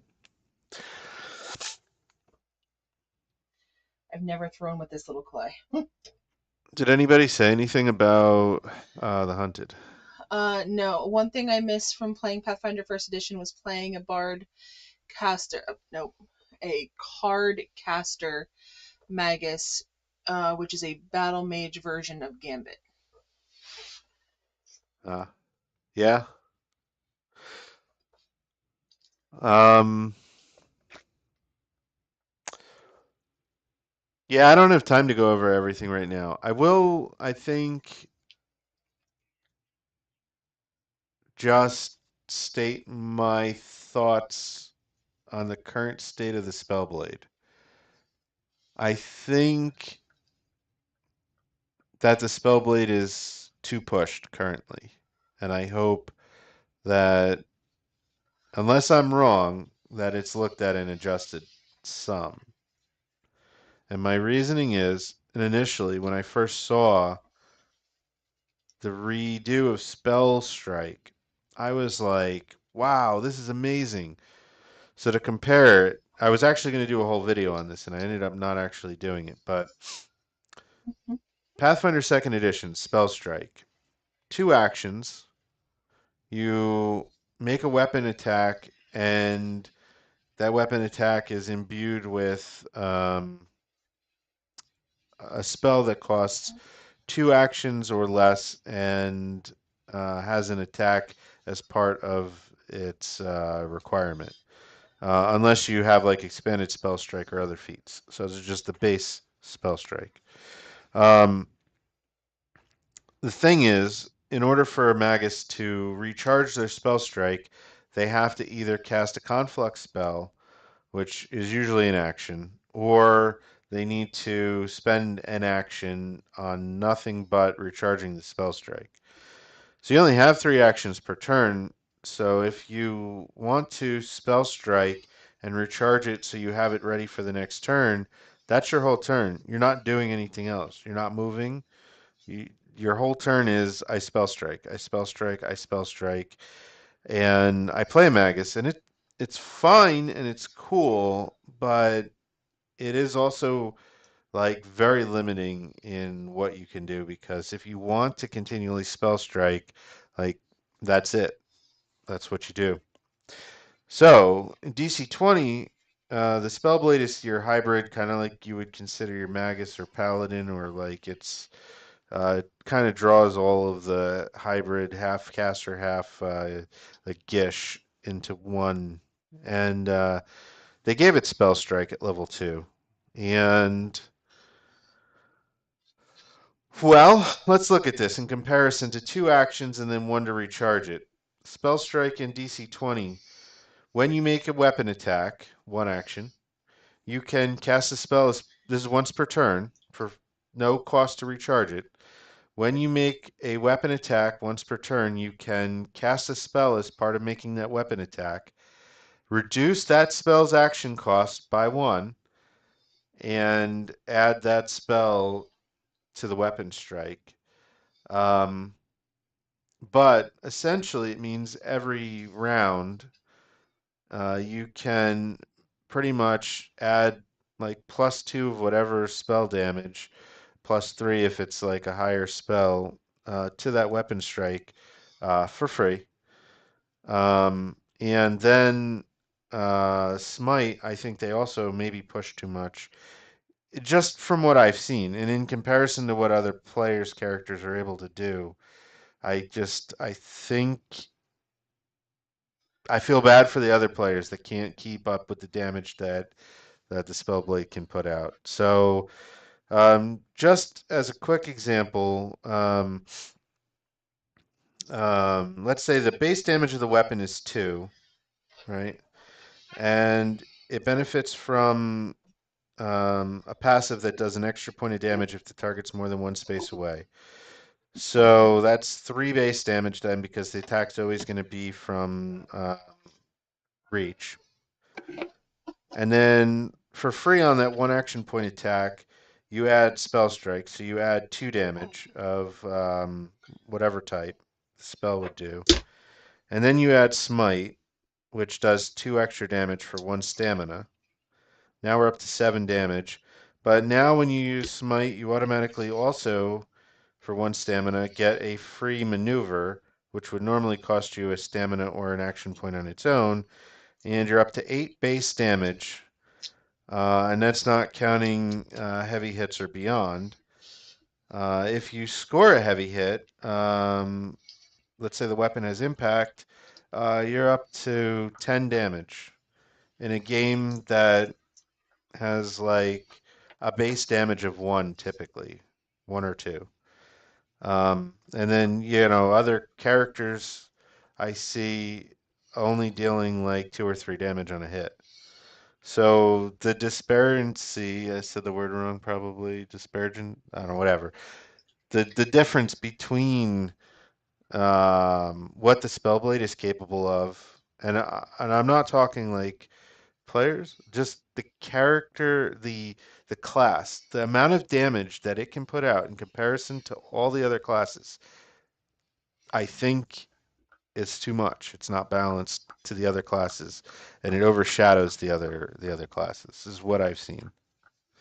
So I thought at first, I was like, oh my God, DC20's got this like so much better than Pathfinder, but I think it's so far pushed in the other direction from Pathfinder that it's almost too much. So that would be my biggest concern, is I think Spell Strike and Smite need a little bit of a look at. And it might be that part of the problem with Spell Strike is the fact that it's once per turn and it reduces the cost of the spell by 1. Most spells only cost 1.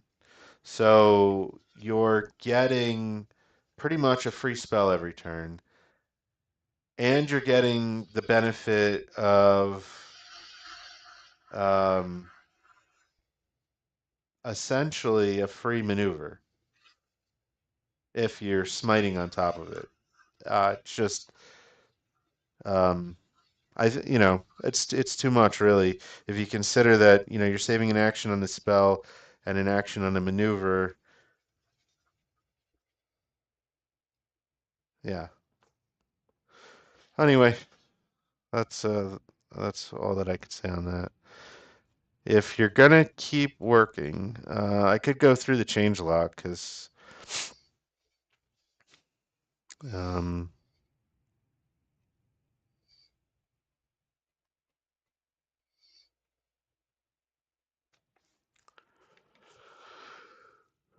the rate at which PCs gain attribute points has been reduced to improve the balance of the game. So you used to get, I guess, more attribute points as you leveled up. You could increase your attributes more often.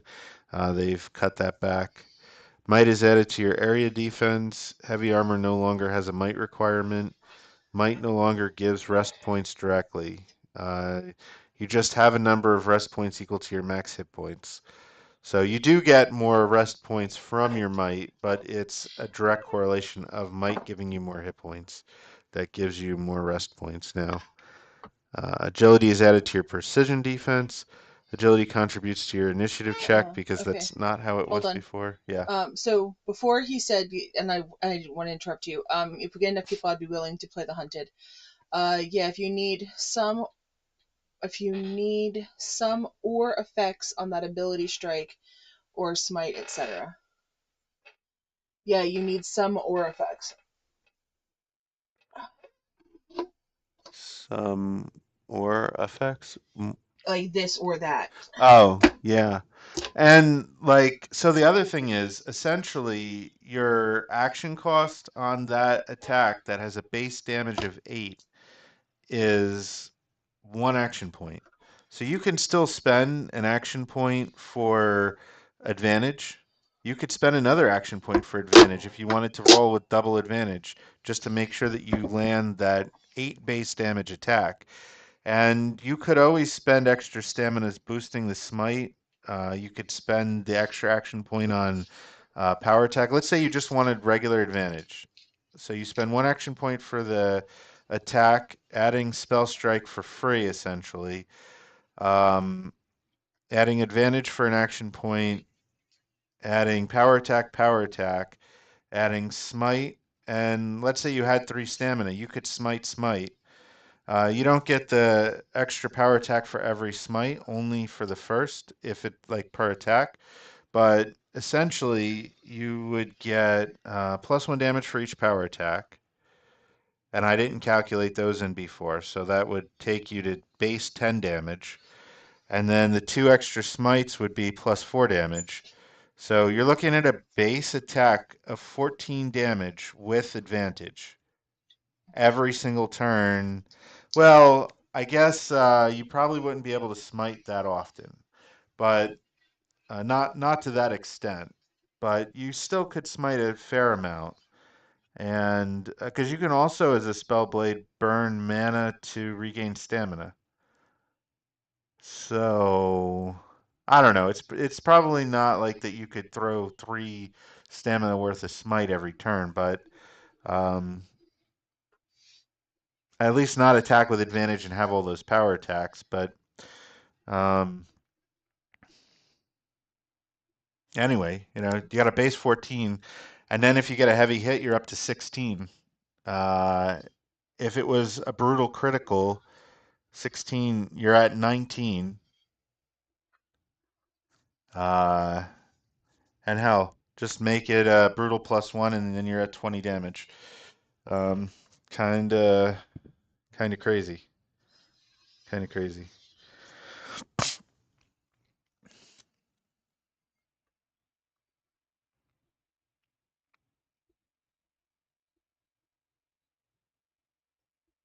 Agility, now the initiative check uses agility. So it's kind of like the D&D in that regard, that like your dexterity adds to your initiative roll. It used to be just based on prime, and originally it was an attribute check, just like or skill check, just like in Pathfinder, second edition, where like if you were doing something with athletics before you roll initiative, then athletics would be your initiative roll, and if you were hiding, then like stealth would be your initiative roll. But now it's actually agility based, dexterity based, just like D&D. Don't know enough about the system yet, but seems like adjusting it so it requires you to use power attack to attack this spell strike wouldn't be that hindering. Um, I think either spell strike needs to be limited to how often you can do it, or it needs to not be a free spell, because adding this, like, Adding the spell for an action point is fine, I think. To add +2 damage for one action point seems fine. It's better than a power attack. And you're adding an elemental damage. But giving that for free, I think is, it's too good. I think it's too good. Or it should cost you a stamina or Yeah, something. It that should, damage is insane compared to what I understand about other class values. yeah. It, um,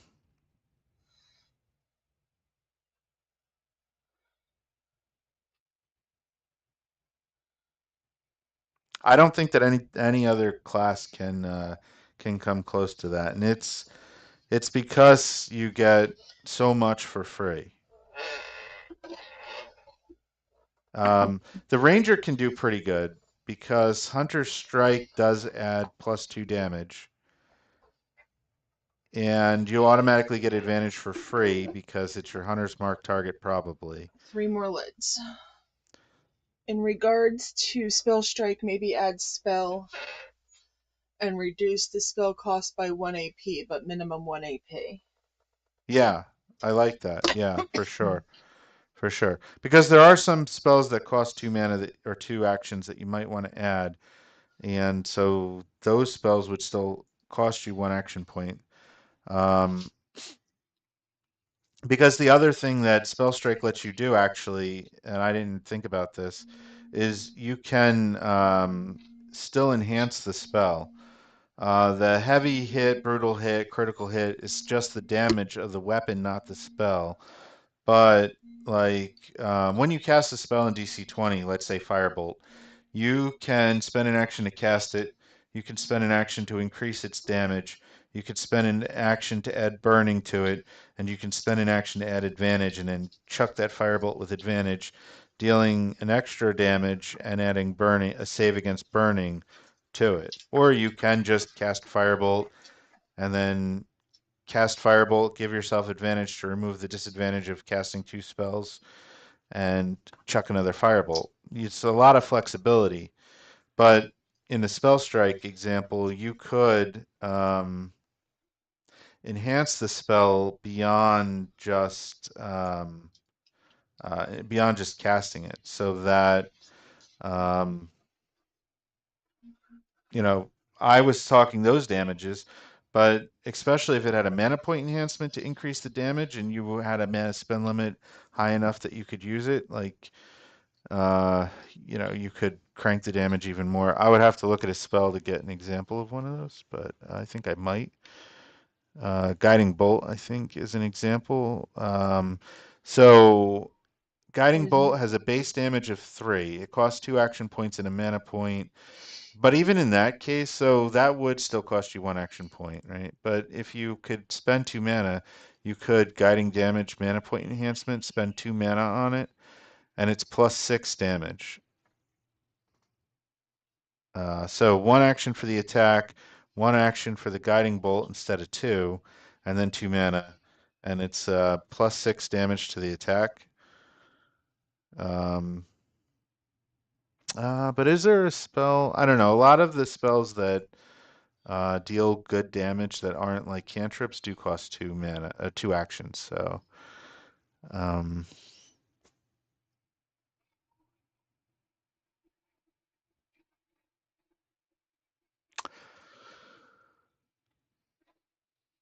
yeah, Crackling Lightning, 2 actions.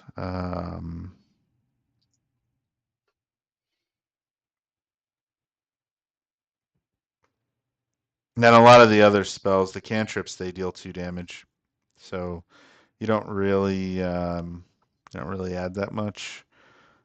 And they don't have mana point enhancements. It would have to be, yeah, a 2 mana point or 2 action point spell that is going to cost mana and not be a cantrip.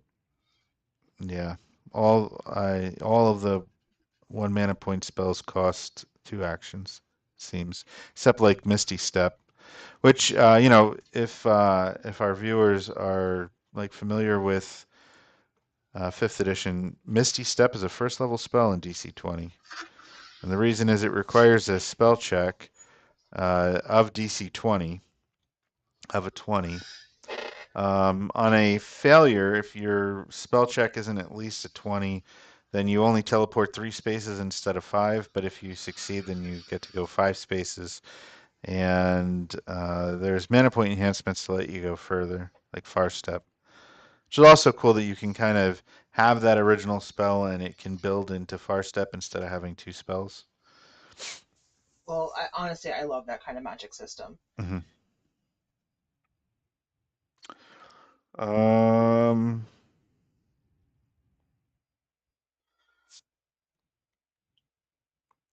yeah, there's so many changes in 9.5. Charisma is added to your area defense. Intelligence is added to your precision defense. Um, Physical defense and mental defense have been replaced with precision and area. All right, 2 more lids. Nice. I think we need to be done soon too, though, because of Yeah, time. But we needed to be done half an hour ago. yeah, So at this moment, 2 more lids. Is DC 20 in DC 20? Can you choose to fail a check? I think you can. Like, can you choose to fail a save? I would think that you could always choose to fail a check. I would allow it. I don't know if the rules are written that way, but I would allow it. Um, and even like a grapple, I would allow you if you wanted to choose to fail. Whether or not you can just choose, I don't know if it's written that way or not. Um,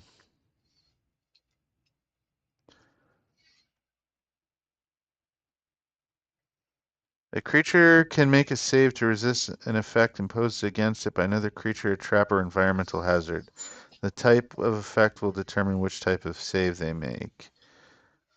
Um, Like in the example of Misty Step, if I just wanted to get away, didn't care about the distance. No, um, you always have to make a spell check oh yeah, because if just to be able to cast the spell. and if you nat one, you actually fail to cast the spell entirely, and well, you fail to cast the spell, although in a nice way, you don't lose the mana. So it's kind of like if in D&D you rolled a nat one on a spell, you didn't lose the spell slot. You don't lose the mana in DC 20 if you nat one. But you're also exposed, so the next attack against you has advantage because you fumble your spell so bad. Um,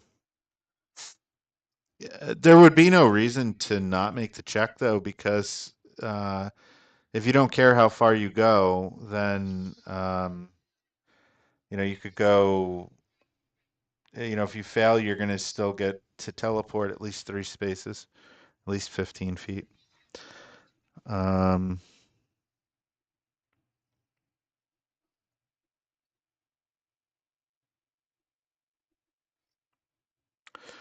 I'm looking for saves. Okay. There we go. An attribute save, death saves.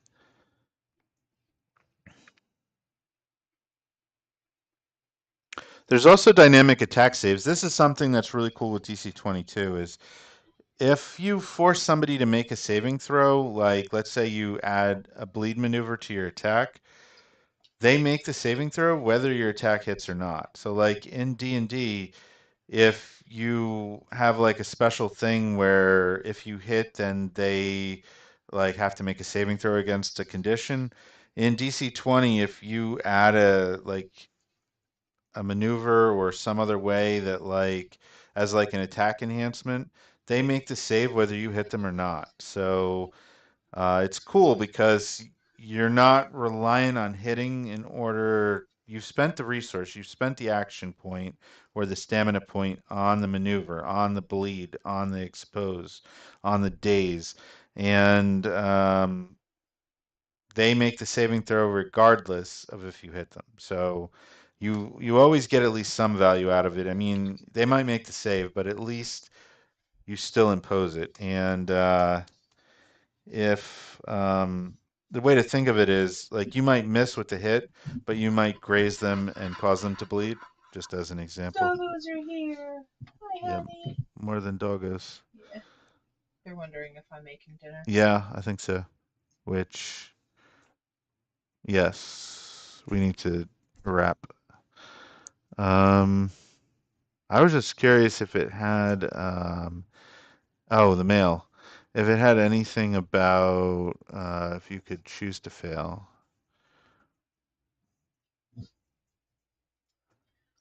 But anyway, like if I make, it's nice because if I make an attack and I add like, let's say bleed, I roll my attack and you know you need to make a save, so you can roll your save at the same time and we can figure out both do I hit you and do you save at the same time, which is nice. Um, Ash, come here. Come be a star. Hello. Say hello to the world. Hello. like I said, I don't know Say if you hello can to the world. fail, choose to Right there. fail. Yeah. I would I allow it know. though. I don't see Good any boy. reason that you couldn't Yeah. choose to fail a save or a contested check.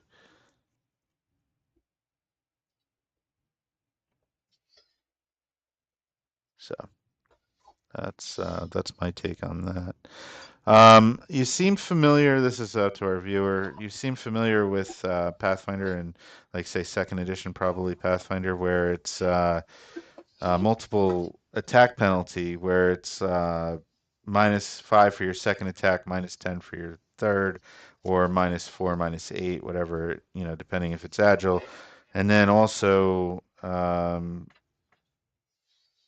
if you grapple, that counts as an attack. If you cast a spell that has an attack roll, that's an attack, and those all count towards the map or the multiple attack penalty. In DC 20, I like the way they do it better because instead of having map, it's multiple check penalty, MCP. And if you make the same check more than once in a round, you incur stacking disadvantage. So the first check that you make in the turn is normal, and then your second check of the same type in the turn gets disadvantage. Your third check of the same type gets double disadvantage, and then triple disadvantage on the fourth. So, like if you were to try to attack 4 times in a round, your fourth attack would have triple disadvantage. 4d20 take the lowest. But what's cool about it is that attacks, like martial attacks, are one kind of check. Spells are their own kind of check. Grapples are like athletics is its own kind of check. Uh, Using Arcana to analyze creatures, its own kind of check. All of these things are their own kinds of checks, and unless you try to do the same thing multiple times, you can avoid the disadvantage, including like making a weapon attack, maybe making an offhand weapon attack, casting a spell. Um, as long as you're not doing the same check in a situation like dual wielding avoids it, but otherwise, like it is cool that like you can cast a spell and make a weapon attack without incurring disadvantage. You can grapple and still attack and not incur disadvantage. But if you attempt to grapple and then do another athletics check in that same turn, you would start to incur disadvantage. But also, Yeah, you so diversity is the goal for action economy efficiency. Yes, because then it's not I grapple every turn. It's not I do this every action. But you can also spend extra actions to overcome the disadvantage. So, like if you want to have your typical D&D type turn where you move and make 2 attacks, you can move for 1 action and then make an attack for an action and then make another attack that would have disadvantage, but spend your last action to give yourself advantage. That removes the disadvantage, and you can make 2 normal attacks. You can have the D&D type turn, but there's so much more that you can do with your action economy. All right, Gary, Yeah, wrap it up, baby. that's that's about it. But before we go, for those who are interested in the hunted, let me know what day of the week works the best for you and if there's a time frame, and I'll try to make it work. We work for ourselves, so I can make a lot of things work, but we do play and run way too many games, so that is probably the biggest caveat to it. But if you can let us know in the chat what date or time, I'll try to put it in and around that time.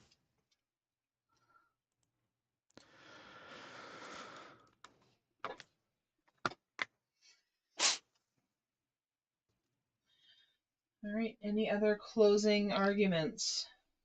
Closing arguments. Well, I mean, I would just say if they're familiar with fifth edition, I think the Monday night game is amazing. It's an amazing opportunity to play a really fun system with some really good players. And fifth edition converts very well to DC 20 because they already use advantage, disadvantage, disengage, dodge, hide. Like a lot of those things feel very familiar, but um, you just have a lot more flexibility and options within the action economy, and better terms for some things too, like awareness instead of perception, and other. Yeah, if I ever call for awareness in D&D, sorry. I do it a lot.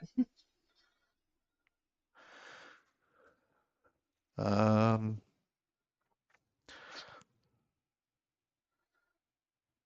oh, Mike is Blue Ranger. Yeah. Well, thank you for hanging out with us. Yeah. Yeah.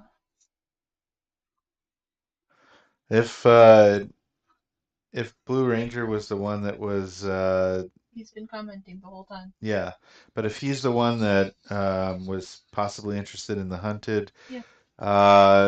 you know how to reach me. Just reach out to me about like what would be good for you, and I'll try to put something up around that time. Oh, tiny one. These are the lids. Oh, the lids. Okay.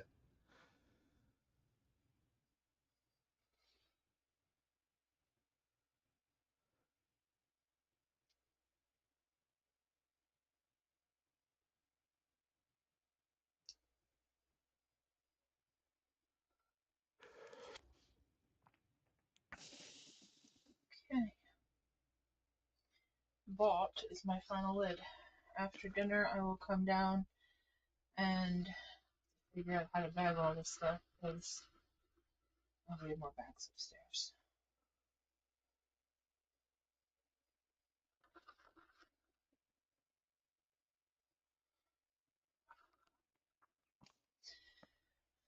All right. Have fun, guys. Thanks so much for hanging out with us today. If you could see my fingers right now, they are full on wrinkly. Maybe that will. Yeah, that's what happens when you touch wet clay for a couple hours. So I will